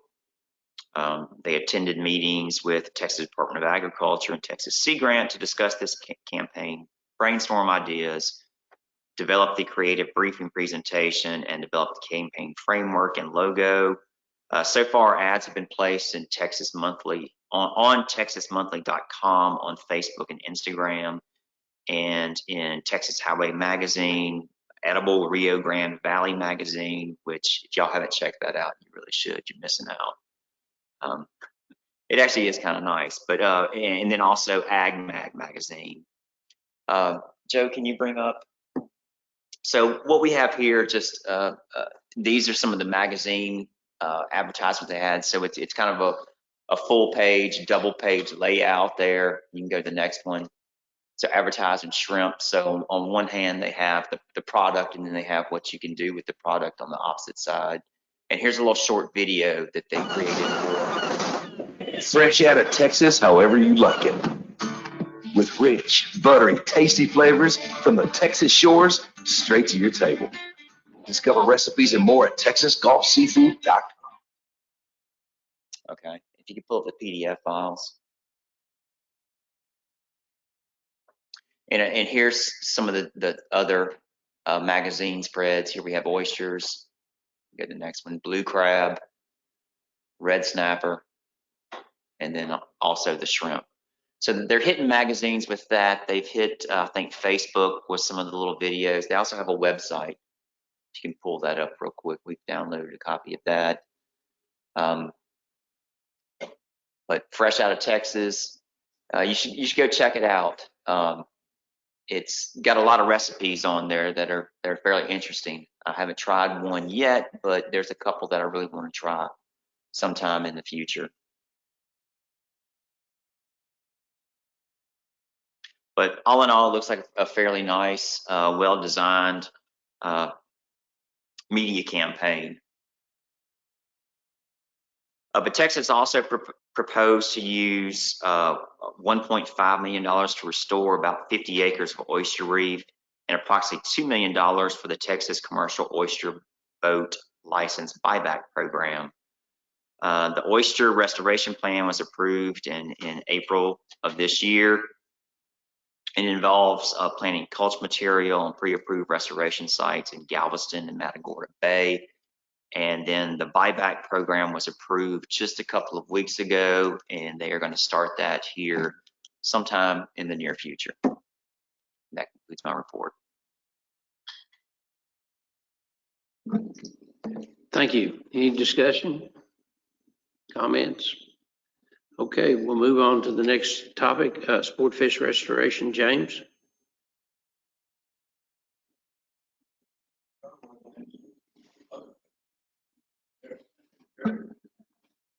Thank you, Mr. Chairman. Joe, you want to pull that up? This information is for sport fish is under tab L in your briefing book. Just have some quick slides to go for it. We've continued, actually just finished our first year of the continuous water quality monitoring effort under the Gulf Artificial Monitoring Assessment Program pilot study. As I reported last time, we're using the YSI data sondes. They're sampling a variety of water quality parameters. We paired those up with the EdgeTech ropeless fishing systems and added a lot of measurements to try to stop biofouling from inhibiting our water quality monitoring throughout the deployments, which are 3 to 4 months, depending on when we can get out there to recover them or where they get pulled to. You can see on there we're using copper tape, shrink tubing, duct tape, and then even anti-biofouling paint. This is the unit fully rigged and ready to go when they're brand new. They don't look that good afterwards. And with this, we partnered up with Steve's program, and we added fish tag receivers to each cage to try to recover some tag data and see how these work. These are deployed on the bottom with no surface buoy. And the data sonde is about 2 feet off the bottom where it's actually reading the water quality. So we want to see how that would all work out. Here's some pictures after they've been out for 3 months. And you can see the cage is fairly biofouled, but everything that we wanted to protect, from the tube that protects the data sonde to the data sonde housing itself and all the probes, stayed fairly clean throughout the entire deployment when we were able to get very consistent data throughout the deployment. So we were happy with how that worked out. Again, this is the unit as soon as it came out of the water. We scrub it down, replace the data sonde, and then re-rig the acoustic release that's inside that cage, and then we're able to get it back overboard in about 20 to 30 minutes so we don't miss any data. These are logging every 30 minutes continuously year round now. So we have about 50,000 data records for water quality on here. And they worked. We have them deployed at 3 sites right now off the Mississippi coast to monitor that water quality. We deployed these first 3 units. They're over at, we're using Mississippi DMR's Fish Havens. So we have one at Cat Island Fish Haven, 9/11, and one over at 10. And Joe Fair on our staff has developed a website that you can get all this data from. So if you go and click on any one of those icons for water quality, it brings up the average for the last 30 days, which is the most recent that have been uploaded to it. They're still out there. We're actually picking them up or changing them out again in a week or so. And then if you click on any one of those data, the parameters, it will give you the actual, these are the average values for a day each dot, but it'll give you that parameter. You can extend it to 90 days, and you can add a second parameter if you want to see how it relates to the different parameters relate to each other. And if there's a day in particular that you want to see all the data for, Joe added another feature where you can go on and click on that day, and it'll give you every single 30-minute reading to see what the water was doing on that site. As I mentioned, we partnered up with Steve's program with the fish tag receivers. So here's some of the data. This has data for the 3 different sites. You'll see Cat Island doesn't have these last dates. We when we went to switch out the data sondes in April, we could not get that cage to come back to the surface. So after a month of heart attack, we were able to get back out there and recover that cage. It turns out it was moved about 125 meters from the original deployment site. It was wedged underneath a piece of artificial reef material. But the units themselves have a pinger in it that the deck unit can detect how far it is from it. So all we had to do is take out some buoys where we could keep moving the boat and pinging it, and we got within 1 meter and able to just hook it with a grappler and pull it up. So we were able to recover that one. That was a good test of how to recover one without having to dive in muddy water. So, but you can see that the Cat Island Reef is definitely getting the most fish tag detections over the winter months. And when you break that down by unique individuals, again, Cat Island had the bulk of them, but most of the sites had a pretty good number of individual fish being detected. And then for the tags that we knew what species they were in, which was about 80% of the data that's in here, which was about 6,000 total detections. These are the species that were detected, with Gulf sturgeon being the bulk of those, and mainly over on Cat Island, but we are getting some red drum and southern flounder back with these units as well. So this data that is in Steve's program that can go back to the states or Fish and Wildlife. So I'm sure those are a lot of their sturgeon. So, and we have like I said, there's 3 units out there now. We got to switch out, and then we have the material to move this to offshore sites now too, so we can start sampling water in the water quality in deeper waters, and we can work with DMR to see if there's ones in particular you guys want to target for that data. And all this is available on that website. And with that, Mr. Chairman, I'll take any questions. Thank you, James. Any questions? Scott? So will those pick up the triple tail tag, acoustic tags and things as well eventually when they? Yeah. Okay. And can we go back to your first slide, one of your first slides with when you're all on the boat there? Right there. So ladies and gentlemen, that's what you get when you don't skip leg day, right there.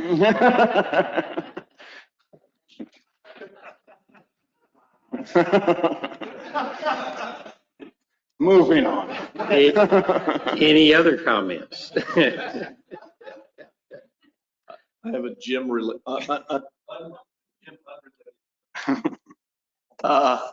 so right now we're doing this in Mississippi, but obviously we've got funding to expand it to other states. And just, I guess, throwing it out there, is there interest in other states. I'm not sure how much funding, how many units we could do, but just keep in mind that we could potentially expand this to other states if there's interest. So. Yeah, and with that, the idea of this program is to try to pilot test stuff that could be used in the state's artificial reef programs for monitoring. So if this is stuff that you guys would want to incorporate, the units are a little expensive to get started, and then once you have them, they're not all that bad other than the calibration solutions and all that stuff to maintain them can be a little bit, you have to have the lab do it, but I do it in-house at the commission where we don't have much. So. And along the funding line, Dave's worked now for a couple of years trying to increase this. This program has been level funded since 1987. So it's getting harder and harder to get more and more work done with this thing. So, but unfortunately it's written into the Sportfish Restoration Act as a dollar figure. So they have to get back into that if you want to change that figure. So, but Dave has been at least starting those discussions, trying to get stuff moving with the other commissions. Anything else? Any questions? Okay, James, you want to go ahead and go into aquatic nuisance? Yep, thank you, Mr. Chairman. All right, so on aquatic nuisance species side, not the AIS side, that's obviously a different thing that I don't know of now. We still are doing the small grants program that Allan talked about. Unfortunately, this in 2022, there wasn't enough funds to release an RFP, but we have, we did release one last year in 2021 and have projects out on that. So we have funded 43 projects totaling $1 million, which for invasive species in this region, that's a really good lift there because that's a lot more we've ever had. We've covered a whole suite of species or problems with invasives, and it really has led to better communication and coordination with all the partners involved. These are the 4 projects that we're funding currently. Allan with the regional office, their shop is running that first project because it is to a federal entity, so we can't run that through the commission. But I'm administering those other 3. They're all in the process of finishing up their first full year of the projects, and they're all slated to be finished at the end of next year. And they're all on target to do that. We are still moving forward with the invasive species traveling trunk project. It really slacked off during the pandemic, so a lot of teachers use this, but it has picked up quite a bit lately. And actually, Georgia DNR, we allowed them just to keep one of our trunks at their office because they're requesting it so often. So they have one over there, and just in the first 6 months of this year, they used it to provide outreach to 4,700 students and members of the public about invasive species. So at our last panel meeting, we discussed updating the contents of this again because we had a lot of the same teachers using it and starting to add some new species to it because people have requested like snakehead and stuff be added to it now. So we'll look into doing that with funds allowing. I serve on several of the subcommittees for the National Task Force. Just so everybody remembers, the commission does hold a voting seat on the National Aquatic Nuisance Species Task Force. And the regional panel that we administer through the commission is one of the 6 advisory panels back to that task force. So I am currently chairing the prevention subcommittee for them, which is charged with targeting 6 of their outputs from their strategic plan. And it's working on a whole bunch of different projects. One of the big ones we're working on right now is trying to get a nationwide seaplane risk assessment done for their risk with invasive species moving with seaplane activity. And that's also including Alaska. They've put out phase 1 of that, and we're trying, which is assessing all traffic of seaplanes. And the second one will target more how manufacturers could modify the planes or steps that could be taken to stop that movement.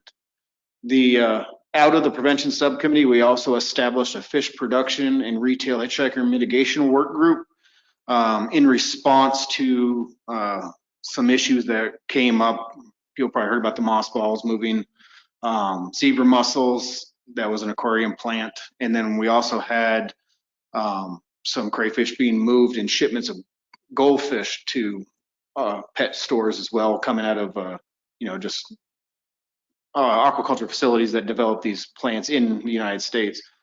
So that group is working on developing some aquatic invasive species training and outreach materials for the pet retailers, as well as best management practices for the producers to look at biosecurity and trying to stop these unwanted hitchhikers being shipped to stores. Because what we found is when stores receive them, they already had protocols in place with their contracts that they're supposed to notify the producer and destroy that unwanted species, but they were putting them in tanks and selling them. So we are trying to get outreach to them on, that's not a good idea to put so many species out there. They're ones we're trying to stop the movement of. So I'm also on the research subcommittee. The main activity of that one was to produce a national priorities list for research of aquatic invasive species. We did complete that list, and now we're working on a survey to see how well those priorities are being addressed every year, and a methodology for updating that list every year as things are being addressed and new priorities come up. So we're moving forward with those activities. Just a few of the associated meetings for this program.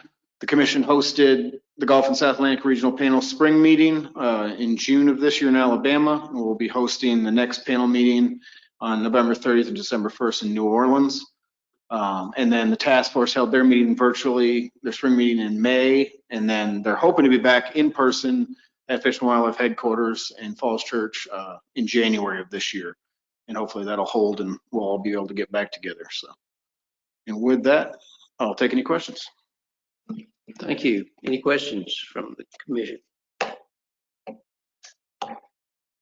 Okay. Thank you, sir. Next topic is Fisheries Information Network. Greg? Thank you, Mr. Chairman. It's always hard to follow artificial reefs and invasive species. They have pretty pictures. Probably the best thing I could come up with is a picture of my favorite colleague, Deanna Valentine, staring at an Oracle database and yelling at the screen. That's the exciting part of data. I might bring that someday, but for now, I'm just going to talk to you. Tab N in your briefing book gives you a summary of the funding items that we're going to submit based on your approval in our 2023 agreement with NOAA. The short answer is our programmatic work in this calendar year is going well. We're collecting both recreational, commercial landings, effort data. We submit that for stock assessments, biological age and length information. We submit that as needed. The process is working due to the collaborative partnerships that we foster. I think some of our biggest priorities in the short term are going to be working with the states, trying to collect and warehouse state survey data that is of high value right now, putting that all in one place, making that available to our federal partners, and who knows, maybe someday making it generally queryable to the public to try to increase some transparency there. We're not there yet, but we'll work towards that as needed, one step at a time. Since I last spoke with you in March, we continue our push forward in advancements in electronic technology. As you're aware, we've already deployed tablets for both dockside surveys for MRIP and for CFIRE. We've recently deployed a web-based computer-assisted telephone interview package for the MRIP for-hire telephone survey. It's working amazingly well. We're delivering recreational effort and landings data that we collect, that we help out with monthly, and we deliver it over a week faster than we used to under old paper reporting methods. And it's been nothing but a success, and we're excited about where we can potentially go with more of that in the future. We're moving all of our Oracle databases to a cloud platform. Why? More reliable, more secured, faster access to the data. It's going to allow us to become a 24/7 shop that we were never designed to be, at least for some of the tools that utilize that. We're building an electronic mobile application for Alabama for their Snapper Check program so they can collect dockside validation data for their state survey electronically. That's going to help them out with more readily accessible data while providing a much higher level of quality control at the point of data collection. We're excited about that. We continue our expansion and development of the vessel program. I know y'all heard some frustrations, or you potentially heard some frustrations this week. I've heard those needs and priorities from state partners. We continue to work to address those. It has taken longer than we expected. There are some components that we still need to build that's not so much landings based, but are business tools that are going to help buy in and help dealers want to transition to this program. I'm excited because for the first time since the start of this idea, I firmly believe we're going to have 5 states on this program in 2023, and I think the sales pitch to transition dealers away from either the PC, the old trip ticket software package, or even paper is going to be significant. And so I'm excited. And for those that are frustrated, I would encourage you to, the finish line's in sight. Let us try to get there. We're going to have a notable processors meeting early in 2023 for the first time since pre-pandemic. Those are huge. I was informed this week that it sounds like there's been some significant strides made by the Beaufort Lab in how they can accurately age gray triggerfish. That would be huge because it used to be, I've been at all those meetings, it used to be you'd look at a gray triggerfish spine and it just looked like voodoo, looked like clouds. If they truly have these types of meetings is where we bring all the aging labs together and we disseminate that shared learning. And I've heard the desire, there's been some turnover in some of the state labs. We need to bring everybody together and continue to share that information. And Gulffin will be holding a strategic planning session in 2023. We were supposed to have one 2 years ago, and everybody knows why. There was no travel 2 years ago. It's been tricky to find a facilitator. We're working on that, and those are essential to help chart that path for us of what our priorities are for about a 2 to 3 year cycle. And lastly, staff will be working on getting our next 5-year cooperative agreement in place next year. Sounds boring. It is pretty boring, but it's essential for you all because that's how we move money to you. We're so thankful that NOAA has prioritized the work that you do and has worked really hard to make sure we have some of the monies that we push forward to you available very early in the calendar year so we can put our agreements in place. This next 5-year agreement will allow us to keep that moving and keep that funding process moving smoothly. So we will be working on that. We'll keep you posted on that. So, Mr. Chairman, that's all I have to share with regards to Gulffin. Oh, and lastly, it's been productive this week. I've been able to meet with a couple of you as state directors and have identified some things that you think we might be able to help you with. Please continue to do that. At least from my standpoint, from fishery dependent data needs, if there is something that we at the commission you think can help you get through an obstacle, solve a problem, make life easier, that's what we're here for, and we want to do that. So please don't hesitate to reach out. Mr. Chairman, thank you. That concludes my report. Thank you, Greg. Any questions? Okay, moving to the next, Seafire, Greg. Yeah, so tab O in your briefing book just gives you a brief summary. Our role in the Seafire program was to help the regional office and the council in the implementation of this program to take the leading role in putting our state field agents out there at the dock to collect data on these trips off of federal for-hire vessels and to feed that data back to the regional office to use in comparison with what the captains are submitting through their electronic logbooks. And we've done that. We've designed an application that allows field samplers to collect that information. We deployed it in October of last year and started the survey process. I think it's gone amazingly well. There were some small startup issues, which is not uncommon for any field survey. We're going to meet all of our target numbers of how many trips we were hoping to collect in each state throughout this calendar year. I think Florida is actually going to blow past their numbers by a significant amount just because of the nature of the sample draws and how many boats they were able to intercept at the dock.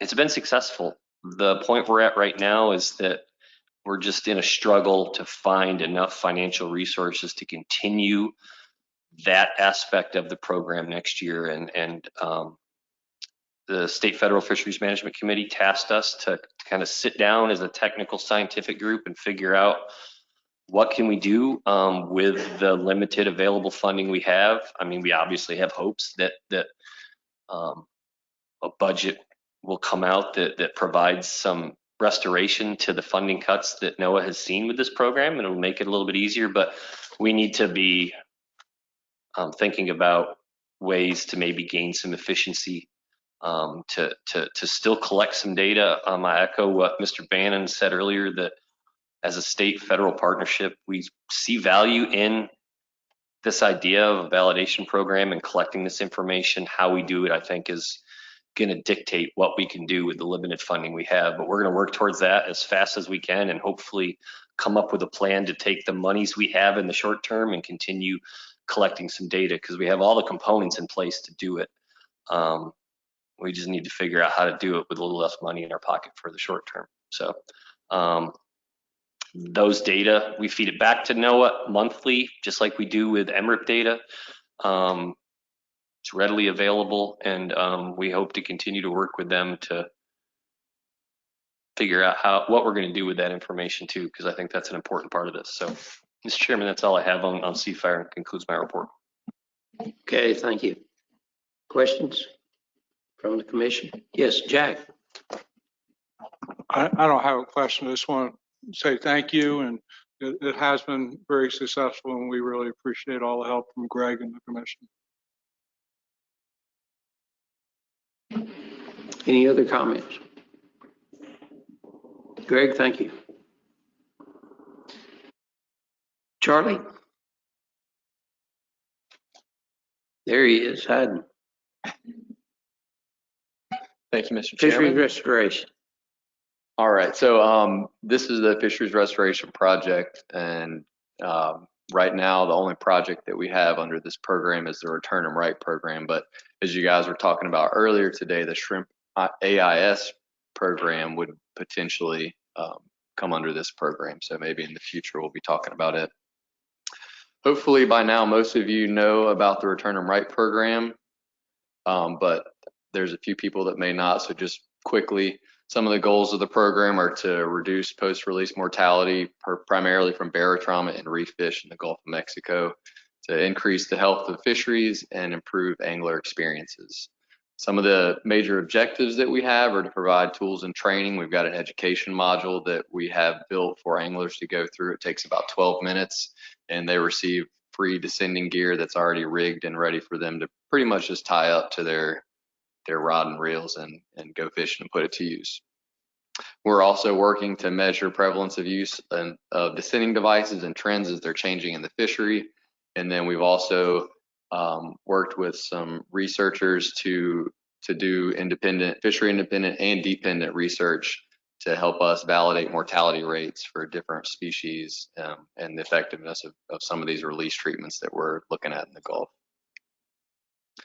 So one of the first major efforts that we have completed in this project is the Human Dimension Survey. So the goal of this survey was to establish from recreational reef fish anglers in the Gulf a baseline of information on what their level of knowledge was about barotrauma, best practices in the Gulf, their attitudes and perceptions about these as well. And with the help of many of you and your staff, we were able to get over 4,200 respondents from recreational reef fishermen in the Gulf. So that's a pretty huge feat. Most of the independent studies that have been done on this type of work have not had nearly that number of respondents. So we've got a really great set of data to start from. Some of the preliminary results that we've gotten so far, that a lot of them not surprising, but things that really kind of support what we already knew and give us a measure of what some of those metrics are. But we did learn a few new things as well. Anglers are aware of venting, obviously, more than descending devices.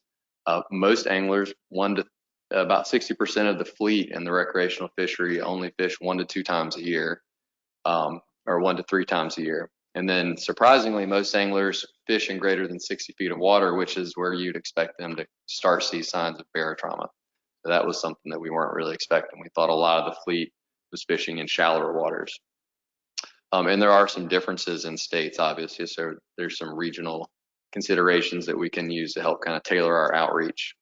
And then up here, if you look at this graph, this part of it particularly, this shows you the gap between knowledge of venting and descending devices. So, you know, in most cases, maybe a descending device isn't appropriate, but research has shown that it does help improve survival of fish that are released. And if we're wanting anglers to make the best decision and what is most appropriate to help fish survive, we've got to be able to close that gap, because if they don't even know about descending devices, how can they know when to use them? And so we'll be doing a follow-up to this survey in 2024 to help measure some of the differences from the baseline that we've got here from this study.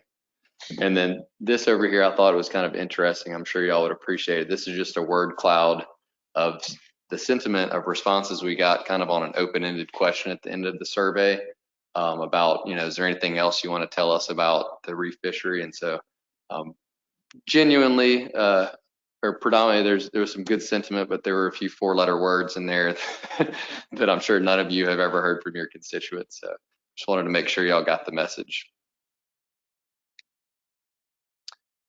Oh, we some other aspects that the commission managed as part of Return on Right are research. This is a table just showing some of the research that we're funding right now. Several of you that were on the TCC as well helped us, or were influential in helping us select some of these projects. We've got a very broad coverage across the Gulf, different universities, even one of our state management agencies. But we're Mississippi, Alabama coast. There's a Gulf-wide study. There's one off the coast of Louisiana and also off of the West Florida shelf. So a very good geographic coverage. And then also within species, we're studying red snapper, greater amberjack, gray triggerfish, and gag grouper. So some high priority species covered in this work, as well as looking at post-release mortality and depredation. So some really high topic issues that are being evaluated in some of this work. Fortunately, I've had the opportunity to go out on some of the trips. And so here is one video I wanted to show you guys. It's kind of a classic example of a situation that a descending device might be useful. So, you know, we talk about surface release being a good option, and in a lot of cases it is, but in this video, you're going to see a fish that was seemingly okay. It hits the water, swims down strongly to about 30 feet where you don't see it anymore. It's kind of the point where you'd say, all right, that fish swam away fine, and you turn around and go back to fishing. Well, this fish stalls out, and even though it didn't have any overt signs of barotrauma, just a slightly bloated stomach, it hits about the 30-foot depth and then stalls out and kind of starts to float up real slowly. And then I want you to see what happens.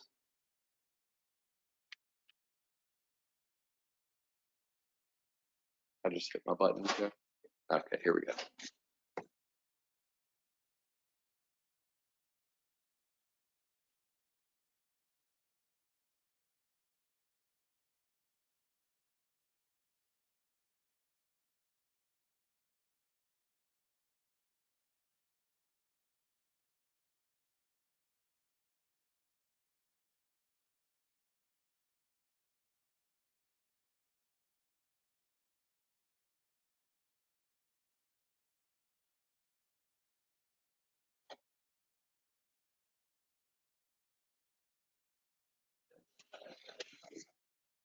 And so, of course, we don't know for certain what would have happened, but I think in this case, that was kind of a prime example where a descending device would have gotten that fish to the bottom, and it likely wouldn't have fallen prey to the shark that was just kind of hanging out waiting for the next meal.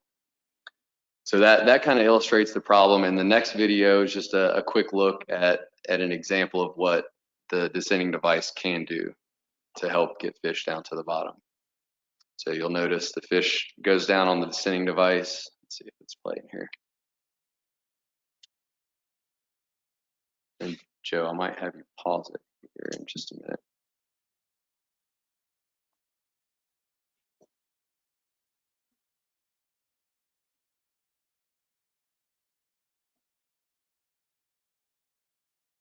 This is a 23-pound red snapper, by the way, the ones we want to survive.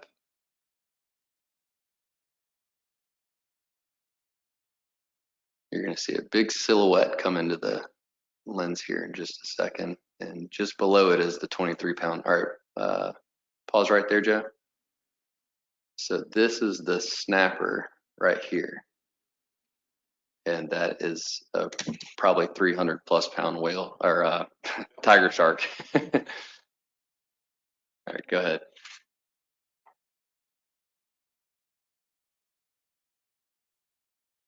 And so as far as we can tell, that fish has gone past the shark and makes it back down to the reef.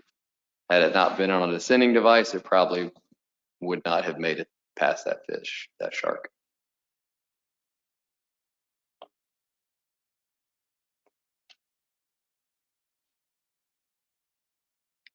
I just wanted to show you all that. Sorry, Greg, you need to get some cool videos for your data management stuff next time.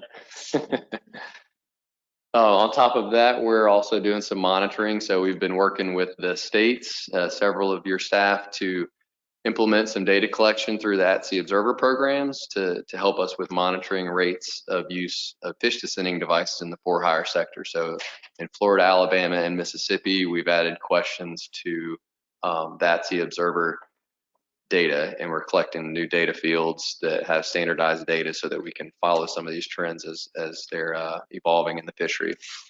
And we've also added a few questions to your state reef fish surveys in those states. So questions that include whether or not fish descending devices are on board the vessels. You know, we don't want to know. In some cases, they may not be used because it may not be appropriate, but we'd like to know if they have them on their vessel at least, so we can understand if they're there as an option for them to use, and who's kind of adopting that practice. We're also trying to understand the total number of fish that are released alive by species using descending devices, and then average depths of fishing trips. And also this January, we'll begin collecting venting and data and fish descending device field from the federal surveys, the Southeast Region Headboat Survey.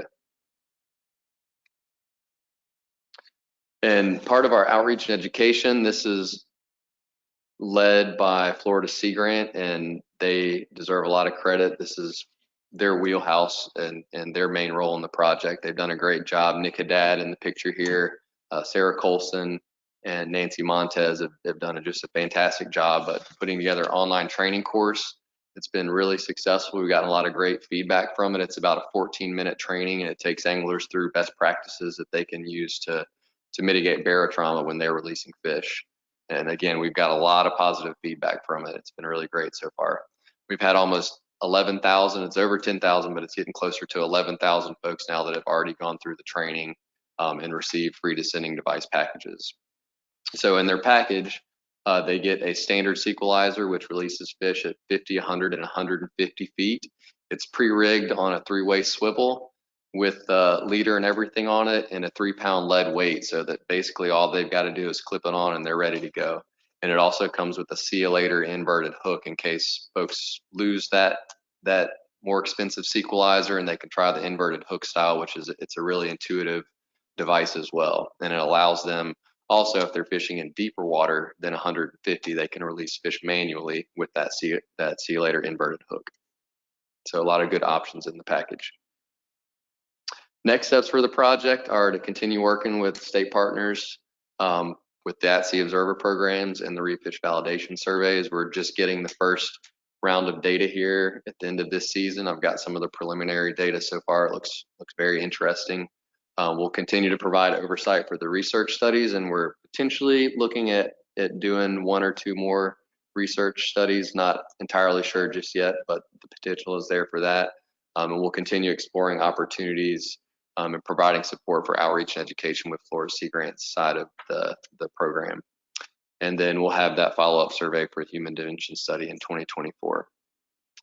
And that concludes my report, so I'm happy to answer any questions you guys may have.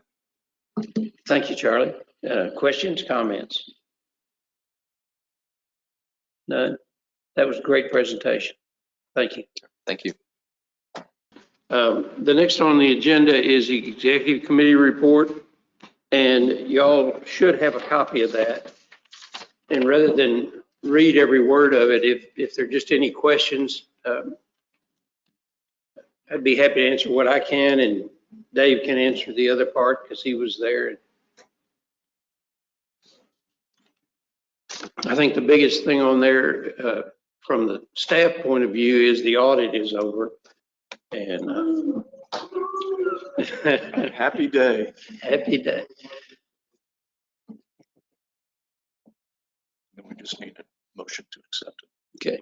No, any discussion? Any questions? I assume staff weren't opposed to the proposed salary increase, so everything's okay there? The staff wasn't there. True. But we did have considerable discussion, so you'll know there was considerable discussion about the percentages in today's employment environment. There was considerable discussion about work from home and work from office. Lots of discussion about productivity and for lack of a better word, loyalty, as opposed to jumping jobs. So we had a great discussion. Dan, you were there. Any other comment?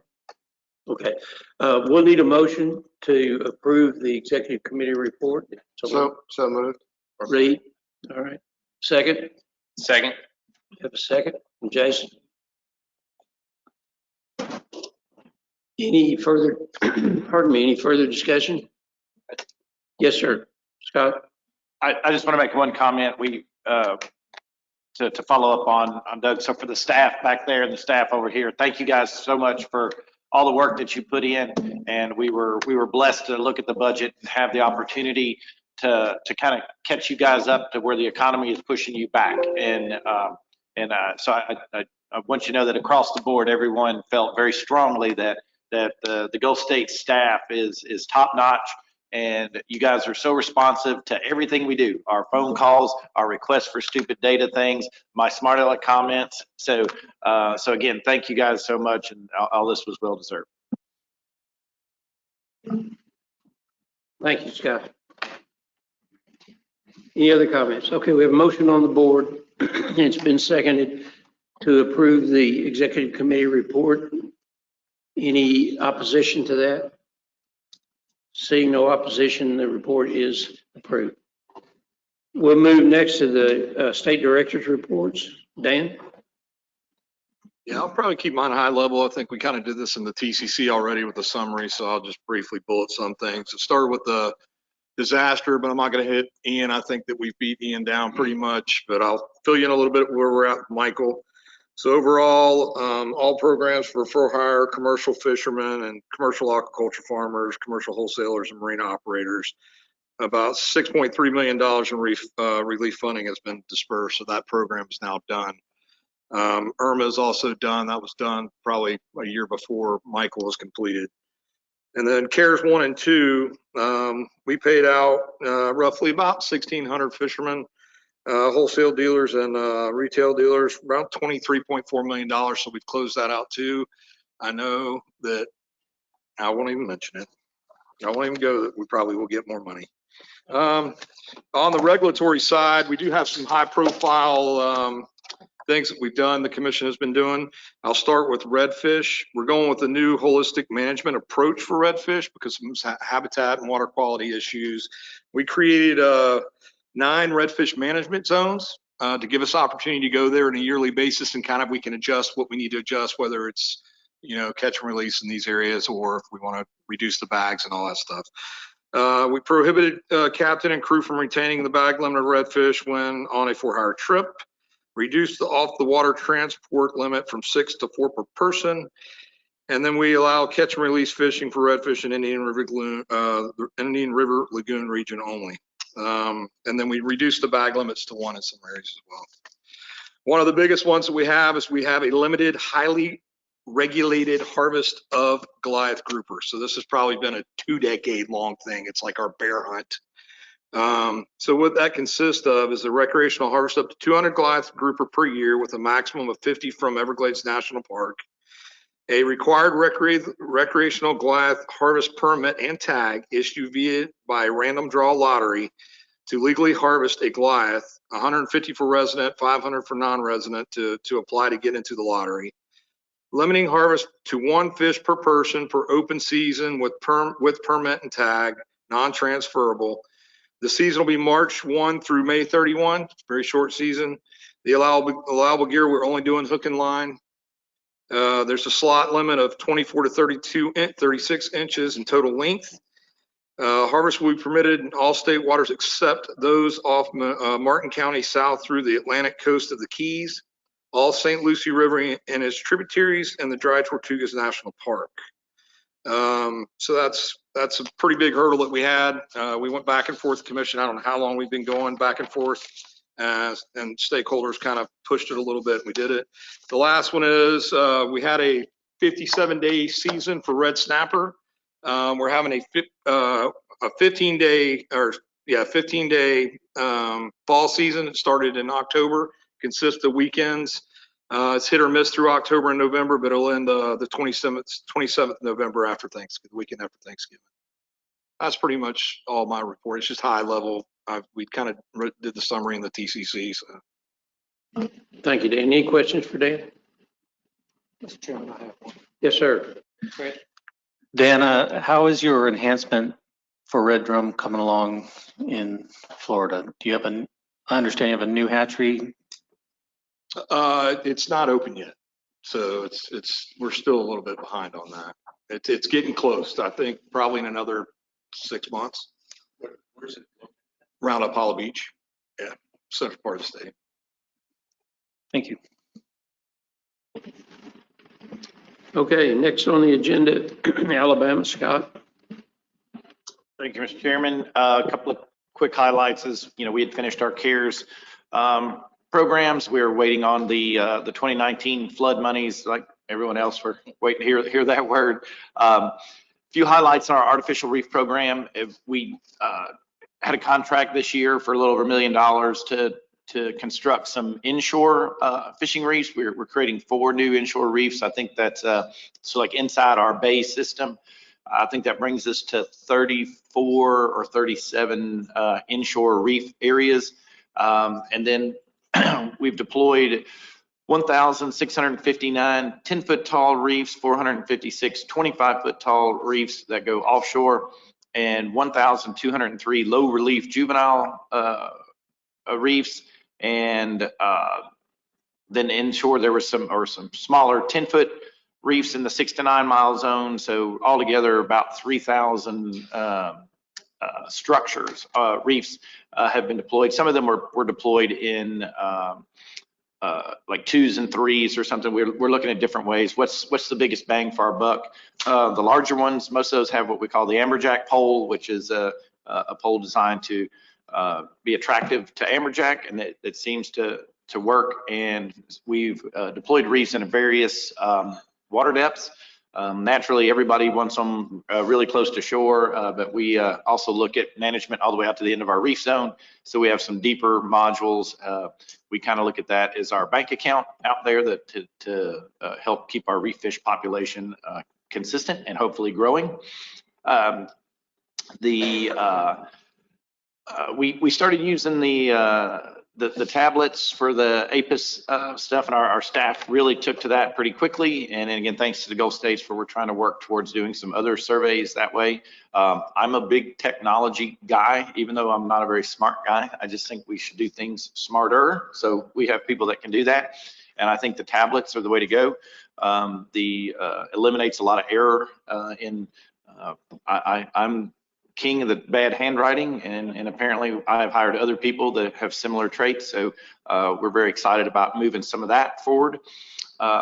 The Snapper Check program has been cruising along, and again, we're going to try and update some of that. Our season this year, last year was 124 days.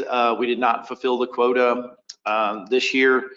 With the opening day of Memorial Day weekend, the weather was terrible, so we had a negligible harvest on that first weekend, and so that kind of pulls the fervor out of the season. And opening day of anything is always so excitable, so we didn't have that. So we're only in around 410,000 pounds right now. So we're going to go all the way through December 31st with these 4-day weekends. And so we're seeing some smaller fish, and we're seeing that it is harder to catch those fish closer to shore. And we had warned our anglers that that was coming. So we're continuing to work with NOAA through the calibration process. But we've also noticed that the fuel was a factor this year in harvesting, and people telling us directly that, hey, I'm not making as many trips. And on social media, I use my social media fishing barometer that people would have those discussions that they weren't going to make as many trips. So the Seafire program has been, again, we've been doing the validation surveys. Our staff has been pretty enthusiastic about that, and that's gone pretty well. Shellfish, and our oyster season last year was 79 days. We harvested about 50,000 sacks. And so for us, previously it was 22,000 sacks. Prior to that was 12,000 sacks. So this year we are not going to double that number, I don't think, but we feel better that the environmental conditions have been right. We're using a new oyster management grid system where we can close 500 square meters at a time. This is our 3rd year of that, and that has been very beneficial to help provide more opportunities for harvesters. We close very, very small areas and keep them moving around. And so we're working on some improvements to that. We're going to develop an online system where they report in, and we will have a dashboard, and that will be publicly available on our Outdoor Alabama website, so that you or anybody else could go look on the website every day and see what the harvest is. You'll see how much was harvested, how many catchers, how many sacks, what their average time, what grids they were in. So we're really trying to put a lot of effort into advancing our oyster, our whole oyster program. And we're also still continuing our Mounds and Furrows project, where we're looking at some areas that were historical reefs but have died off due to low dissolved oxygen. And last year we started tracking recreational sacks. We had never done recreational harvest tracking before. And so now that we have the management stations, we started doing that. And so it's kind of revealing to see who was harvesting those oysters and how many sacks were coming off. So we include that in our surveys now, so we have a little better idea. And believe it or not, it helped with some illegal activity when we started requiring the tags, and so that was actually very helpful. So about 1,100 sacks last year. We're probably on par to harvest those recreationally as well. So that's 100 oysters per person recreationally. I'm trying to think of anything. Oh, our Mariculture Center at our Gulf Shores facility, we do 3 species there: spotted sea trout, Florida pompano, and the flounder. So some numbers: we released last year almost 119,000. I don't know how we really know it was 118,954 fish. I'm calling bull, but just saying, somewhere in that neighborhood of fish, and about 215,000 of the spotted sea trout. And Florida pompano has been a little lower, around 5,000 or 6,000. Where we've gotten better with some of our spawning techniques, especially with flounder. We're doing some cryo work with Auburn. And one of the things that we've done to develop our brood stock is we partner with fishing tournaments, and then we take our truck and tanks, and our staff enjoy going fishing, but apparently we're not very good at it, and so we leave it to the pros to resupply our brood stock. So that's been great because they love it. They feel like they're contributing to the science, and they are. So it's very helpful for us. So in one day we can go get way more stock than we could do on our own. So that's been a great partnership with some fishing tournaments. We just opened the Fort Morgan fishing pier at the tip of Fort Morgan on the historical Fort Morgan site. It's 500 feet total. It's about 300 feet out and 200 feet to the right. It makes an L shape. It provides the boat basin for the Fort Morgan fishing pier, or Fort Morgan ramp. That pier closed in 2014. It was an old wooden pier. It was not safe. So we have rebuilt a steel bulkheaded structure with concrete on top, epay and stainless steel cable railings. As soon as we opened it, people have been fishing on it at night, and they would scamper away prior to the construction guys getting there in the mornings. But it's very popular. Yesterday, with the north winds and waves crashing across the pier, there were 2 guys out there fishing. So it's going to be a very popular site.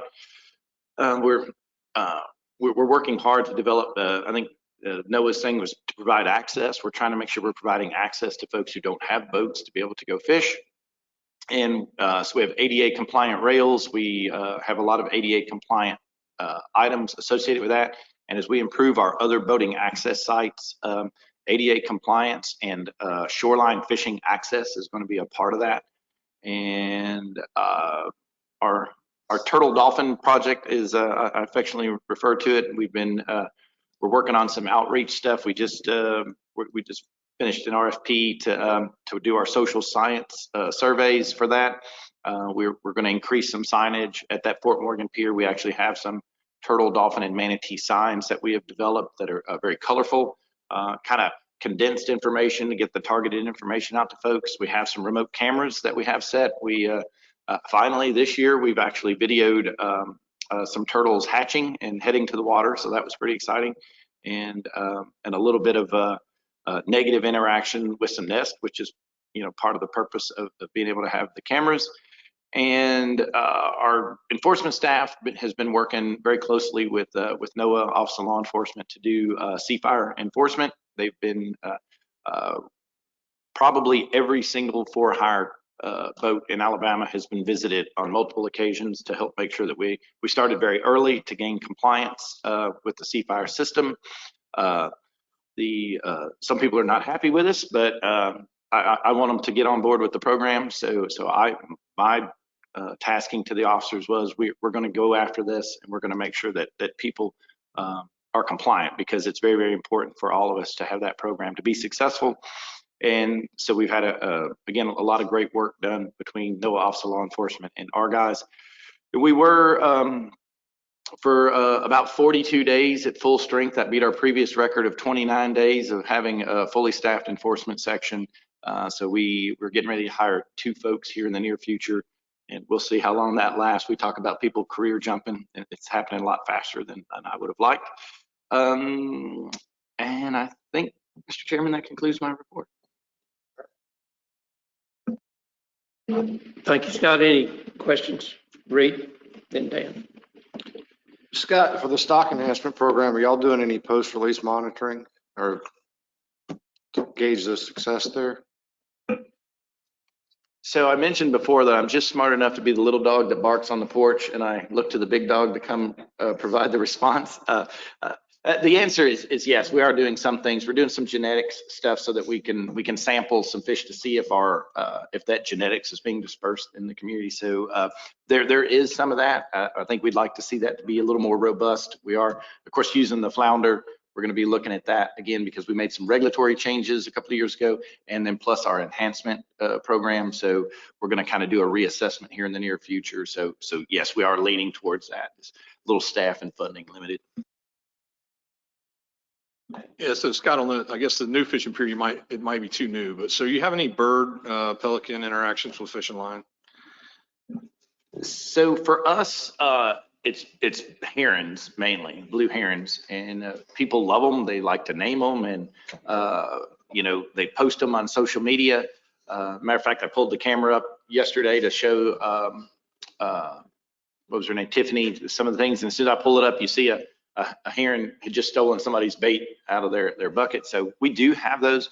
We don't have a lot of negative interactions. Believe it or not, I think the birds get conditioned to how to act on the pier. And of course, our rules say do not feed the birds and all the other things, but very difficult to enforce. But we haven't had a lot of fish hook challenges or people trying to beat them with their fishing poles or anything like that.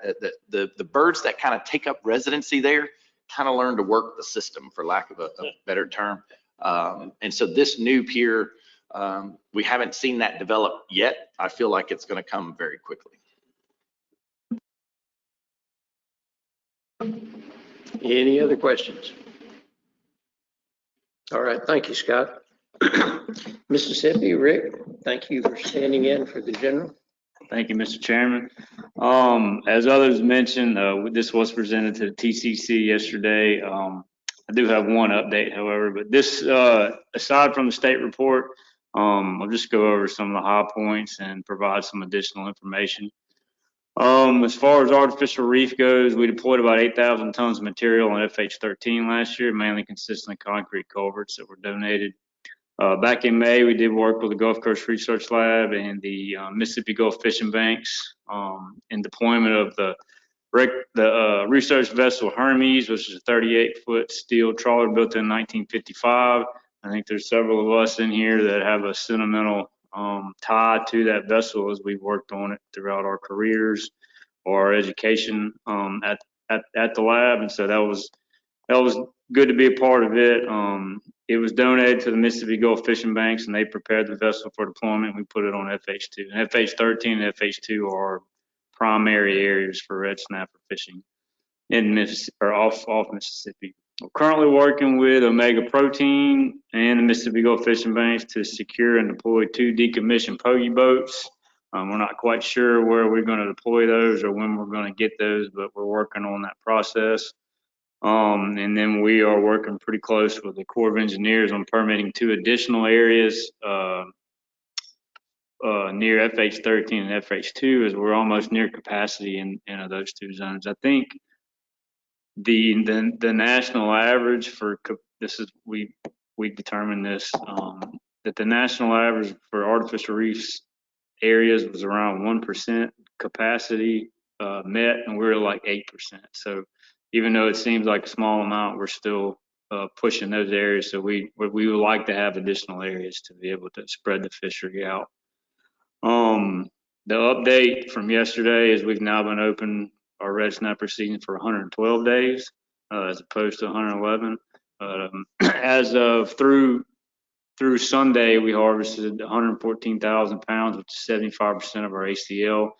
We don't have a closure date determined as of yet, but effort and harvest has dropped off since Labor Day, as we've been seeing throughout the last several years. We just completed our spotted sea trout assessment with data up through 2021. Jason Adrians and John Maresca were a huge help in reviewing this document, and we should be able to make it available to the public next month.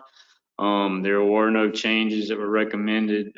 Our SPR is at our targeted, is above our targeted minimum of 20%, so we're pretty happy about that. We're not going to request any regulatory changes as of now. We're continuing acoustic tagging of southern flounder with GCRL. Together we tagged 96 in 2021 and 90 in 2022. And a lot of that's used surf funds and sport fish restoration funds. And then as Steve mentioned, we're working on some triple tail tagging, mainly with satellite tags. So far we tagged 26 this year, and we're looking to possibly tag some more here in the next couple months before they disappear into the unknown.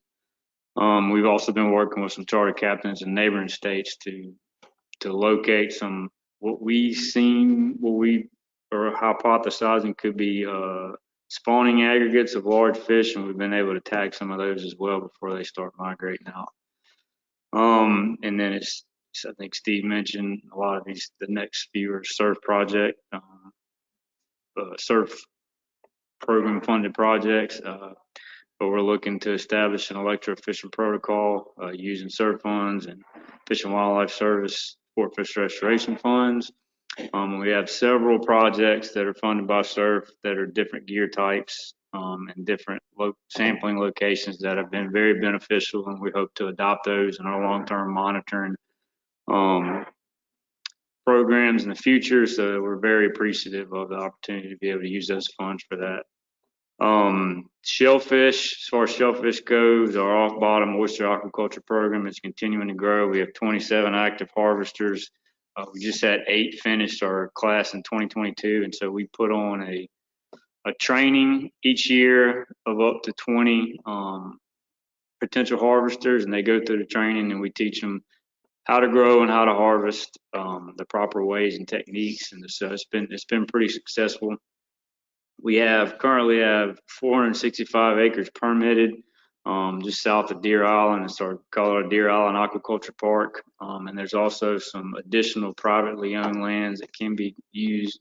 But we give these harvesters access to up to 2 acres. They can lease two acres so far to be able to put their gear out and start a farm. We just finished our 2022 oyster reef assessment.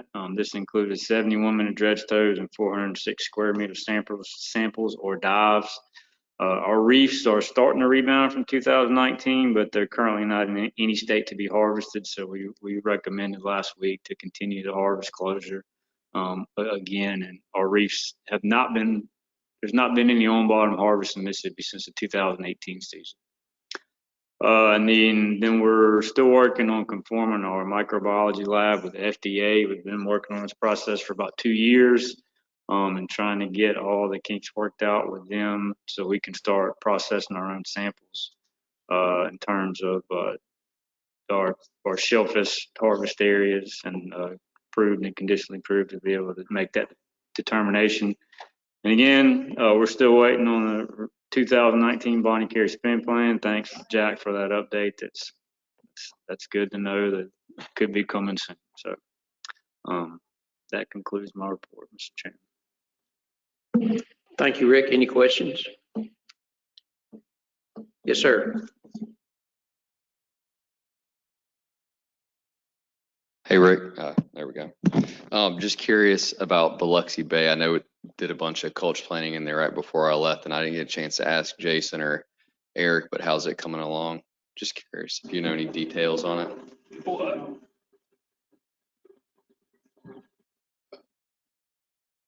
Yeah, so as you're aware, Biloxi is our most productive reef. We've put a lot of effort into it, and we've done multiple culture plants since then. So it is our most productive reef. I don't know the metrics as to how many of sacks we believe we have available, but the majority of those are on that reef. It didn't get as damaged as the rest of them in 2019, and it's continued to grow. And so we're happy about it, but there's still not enough resource there to be able to justify opening the season. Any other questions or comments? Thank you, Rick. Next is Louisiana, Jason. Thank you, Mr. Chairman. I'll try to be pretty brief, considering we covered this yesterday, as others have mentioned. In our artificial reef program, one of the projects that my computer just locked up on me. Hold on one second. One of the projects that's been keeping us busy is our NRDA funded reefs. It's a lot of money going into the program from the Deepwater Horizon oil spill. We just finished all that reef enhancement this past year, and we're moving into a 5-year plan to monitor both biologically and from a user satisfaction standpoint. Before the enhancements were done, we put out a survey to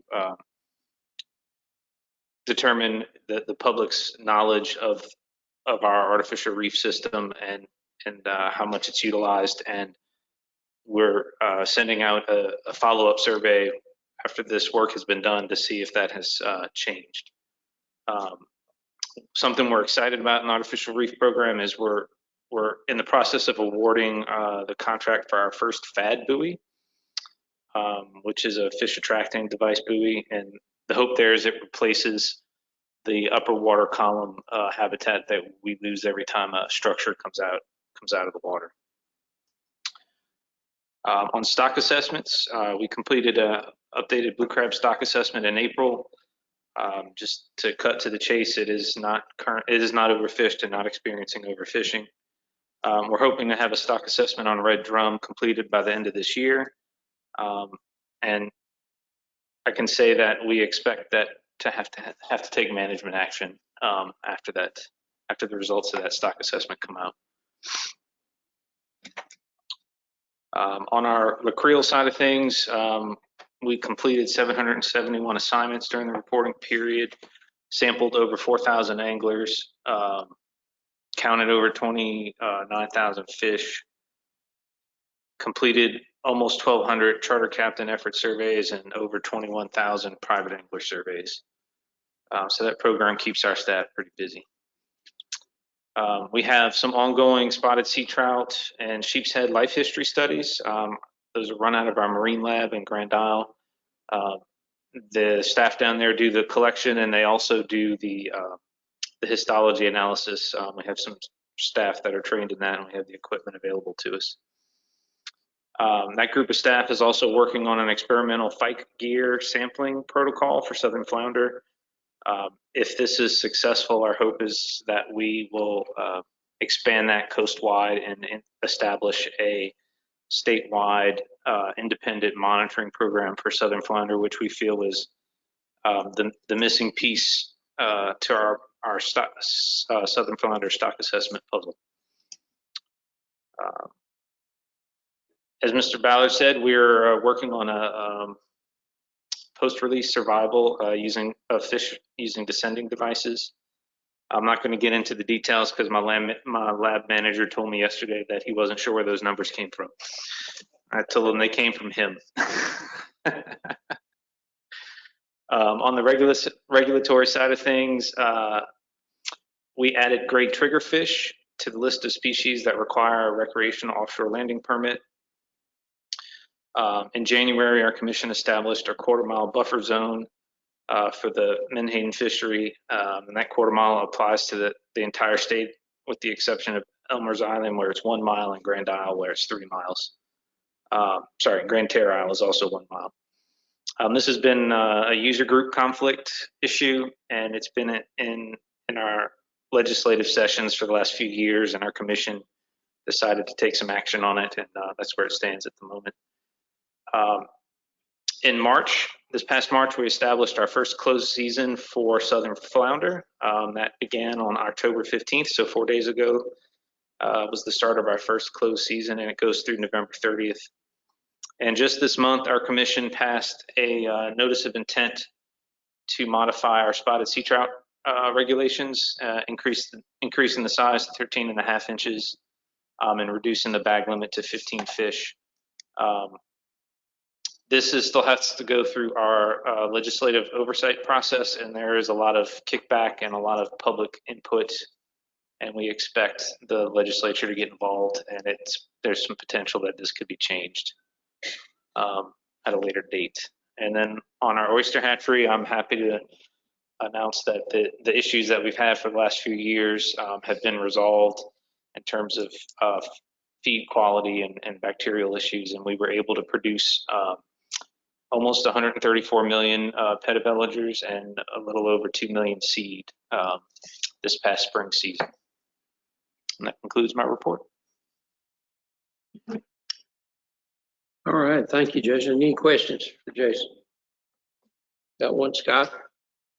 So you're working to deploy one offshore FAD, is that right? That's correct. So how far offshore?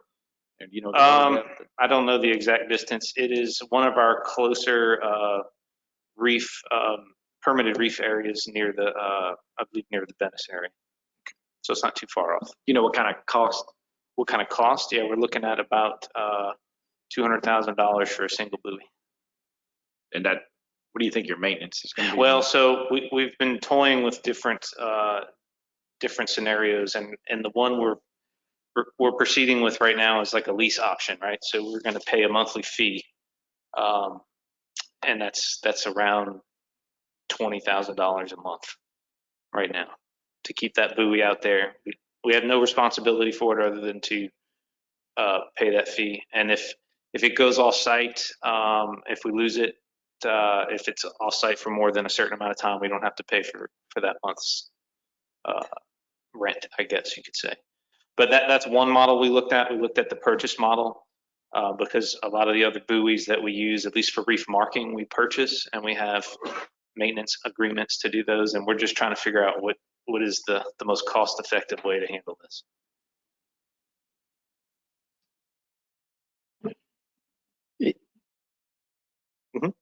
Okay. looked like you wanted to say something. Oh, no, I'm sorry. Okay. It looked like somebody was about to ask me another question. Ray, Yeah, I'm kind of, so what exactly is the buoy material? What's it constructed of? It's steel. It goes above the surface. I can't remember how far above the surface it goes, but it has a long, I might be able to put a picture up for y'all if I can get it to Joe, but it has a very long structure beneath the surface, and then a long set of chains that also kind of form some structure as well. But it's made out of whatever, there's nothing special about it other than its shape, really, in terms of construction. Would the plan be to go out and remove it before a storm comes through, or would that be No, part of the mitigation? the plan is to leave it there. So I think I think the ones that we have off Destin, I think have GPS Yes. locators on it. So they've already broken free, I think, a couple times off Destin. Yeah. So how deeper is this one going to be? And did you do state waters because you didn't want to deal with the EFP? Well, it's in federal waters. Our state I waters. thought you said state yesterday. Well, I did yesterday mistakenly and immediately corrected myself. It's in a one of our permitted reef areas, but it isn't federal waters. So you didn't have to get an EFP then? No, because it's in our reef area. I got you. Yeah, they're pretty good. The ones off Destin they work pretty well. And they do have monitoring on them to notify us if it does go off site. okay, thank you, Jason. Appreciate it. Texas, Chris? Thank you, Mr. Chairman. So for regulatory changes and proposals, as a result of the 2021 freeze that caused significant mortality of both game and non-game fish in Texas, the Texas Parks and Wildlife Commission implemented a temporary regulation change for spotted sea trout this year. The reduced bag and possession limits and narrower slot size will expire on August 31st of 2023.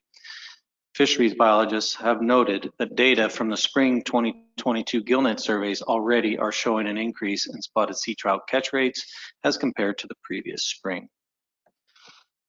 Additionally, the Texas Parks and Wildlife Department has a proposal to permanently close 3 mid-coast areas to harvest of eastern oysters, and that's being discussed with members of the commercial fishing community and the Parks and Wildlife Commission.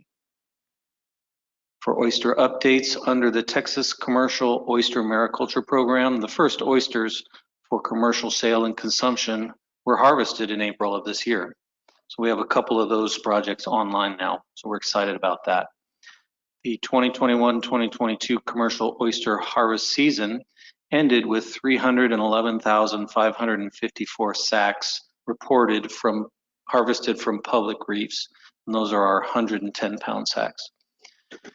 And from House Bill 51, which was the 85th legislative session in 2017, it included a requirement that dealers purchasing oysters harvested from Texas bays return 30% by volume of the total quantity of oysters harvested during the previous license year, or pay a sack fee. So far, slightly more than $1.1 million in fees and 43,000 cubic yards of mulch have been placed in the bays by oyster dealers. And using the shell recovery fees, Texas Parks and Wildlife staff have restored 24 acres of oyster reef in Espiritu Santo Bay this September. Our CARES Act updates, the Parks and Wildlife staff received an additional 23 appeals from the commercial fishing sector for the second chance round of CARES funding, 12 of which were approved. And the estimated CARES Act funds remaining for projects is a little more than $3.3 million. Artificial reef program, our Texas program deployed 100 pyramids and 100 low relief plates at the Sabine Nearshore Reef Site, which is HI 20. And all of those materials were deployed by July of this year.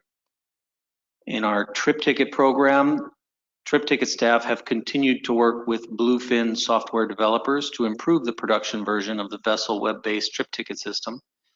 The trip ticket program is also currently applying new conversion factors to their previously submitted shrimp data, as well as working on snapper and grouper gut weight to whole weight conversion factors. For our Gulf States funded biosampling program, our current agreement with Gulf States for the biosampling started in September of 2021. And otoliths have been collected from recreational anglers and aged via independent contractors paid by Gulf States, with aging analysis occurring at the Picariello Bass Marine Fisheries Research Station. To date, samples have been processed on red drum, spotted sea trout, southern flounder, black drum, sheep's head, and several species of snapper. For our CMAP sampling, we have completed all 30 CMAP bottom long line stations and all 60 of our vertical line stations. Our enhancement program during the fiscal year of 2022, the saltwater enhancement program stocked more than 23 million fingerlings in Texas public waters. 13.6 million were red drum, 9.3 million were spotted sea trout, and 92,000 were southern flounder. Plus or minus a few, Scott. I do know how they count those if you're curious. Finally, during this year's commercial license buyback period, 5 commercial shrimping licenses were purchased for an average price of $8,260 each. That concludes my report, Mr. Chairman. All right, thank you, Chris. Any questions for Chris? Okay, hearing none. Turn it off. Nancy, would you talk about future meetings? Well, since we went to one meeting a year, our next annual meeting will be next October. So I haven't even started sourcing out anything in Louisiana yet. And if our Louisiana reps have any preferences, please just let me know. Otherwise, I'll just do our regular, I don't know how people feel about New Orleans. Where else in Louisiana would you go? Dan asked me at lunch if we were going to have the meeting in New Orleans, and I said there is no other place in Louisiana to have the meeting. Exactly. So, That's really what my MO was. Yeah, there you go.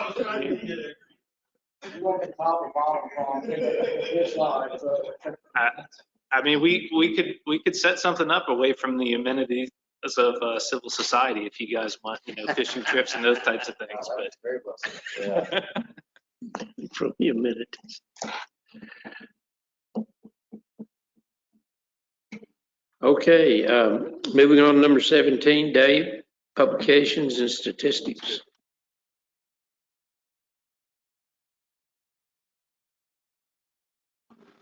Thank you, Mr. Chairman. The information's in your briefing book, tab X and Y.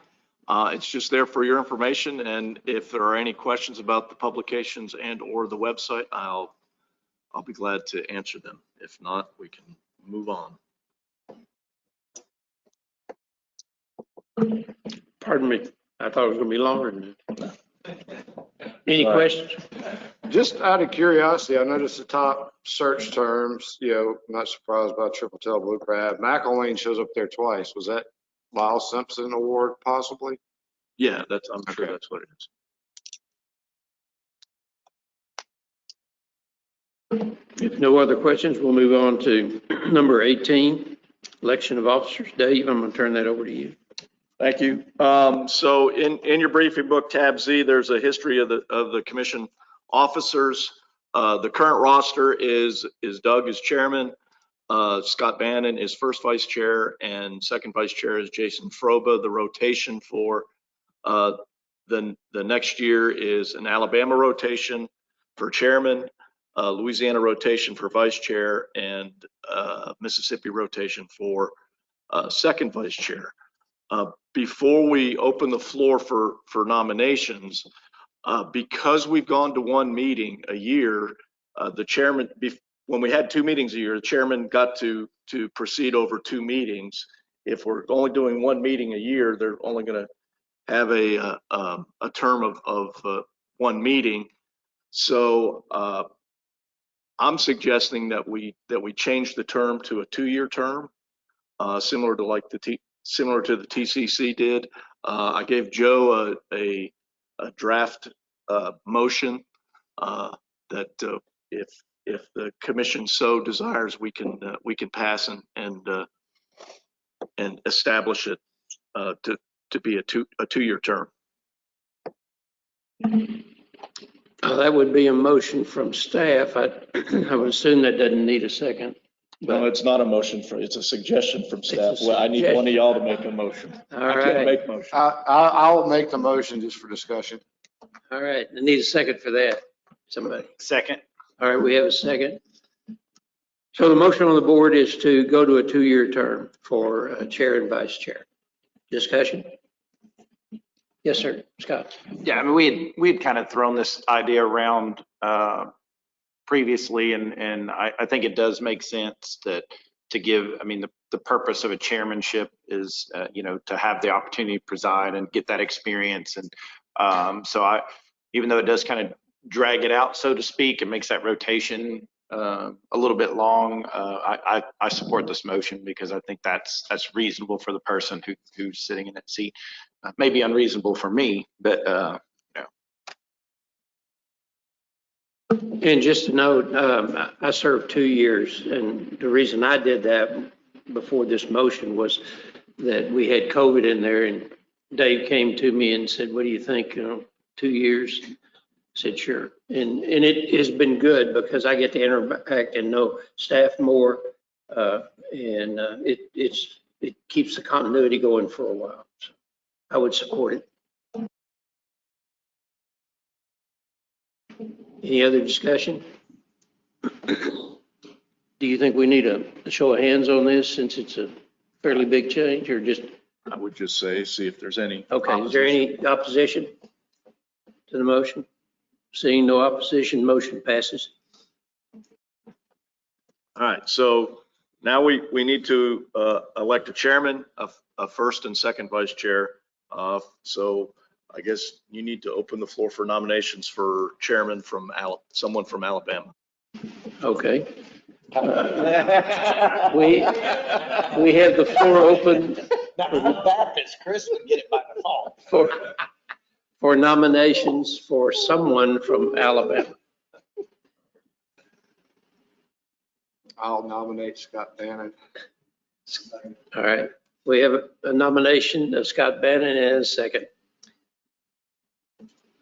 Any discussion? I'm sure there'll be a lot. Okay, hearing no discussion, is there any opposition? Hearing no opposition. Scott, congratulations. Sure. And let's open the floor for the vice chairman. Louisiana. From Louisiana. All right, Jason's been nominated second. Second by Dan. Any discussion? Any declination? Okay. Any opposition to that nomination? And that motion? Okay, that's approved then. Thank you. And we're going to do the third? Yep. Okay. What are we actually calling that? The second vice chair, Mississippi rotation. All right, second vice chair, Mississippi. I'll nominate General Spraggins.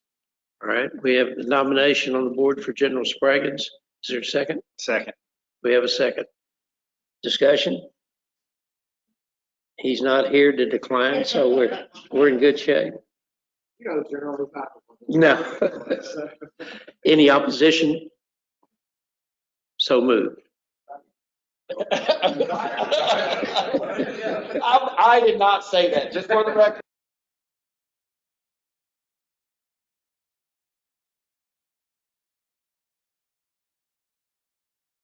I've lost control. Okay, Dave, anything else? Yeah, before we move on, because you were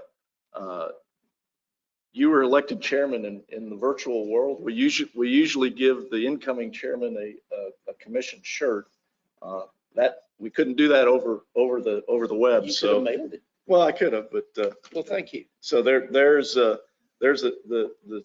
shirt, a commission shirt for you to wear and enjoy. And then Scott, since you are here and you're incoming chairman, here's a commission shirt. It's almost like the Masters. Yeah, almost.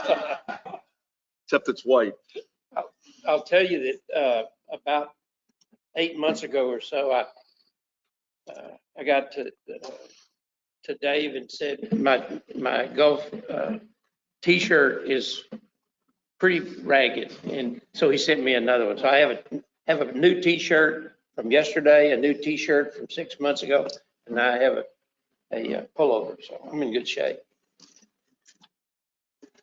So I got one. Okay, go ahead. I got one more other business, and then we can entertain a motion to adjourn. So since we are going to one meeting a year, I'd like to set up meetings with each of the state delegations, either virtually or in person, just on an annual basis, just so we can get together, talk about the upcoming year, concerns or activities that the commission is doing or you want them to do, and just so we can keep that those lines of communications open. So I'll be contacting each of the states and setting something up in January, February, and probably I don't envision these being long meetings, probably an hour or two. So it'd probably be best to do it, or easiest to do it virtually.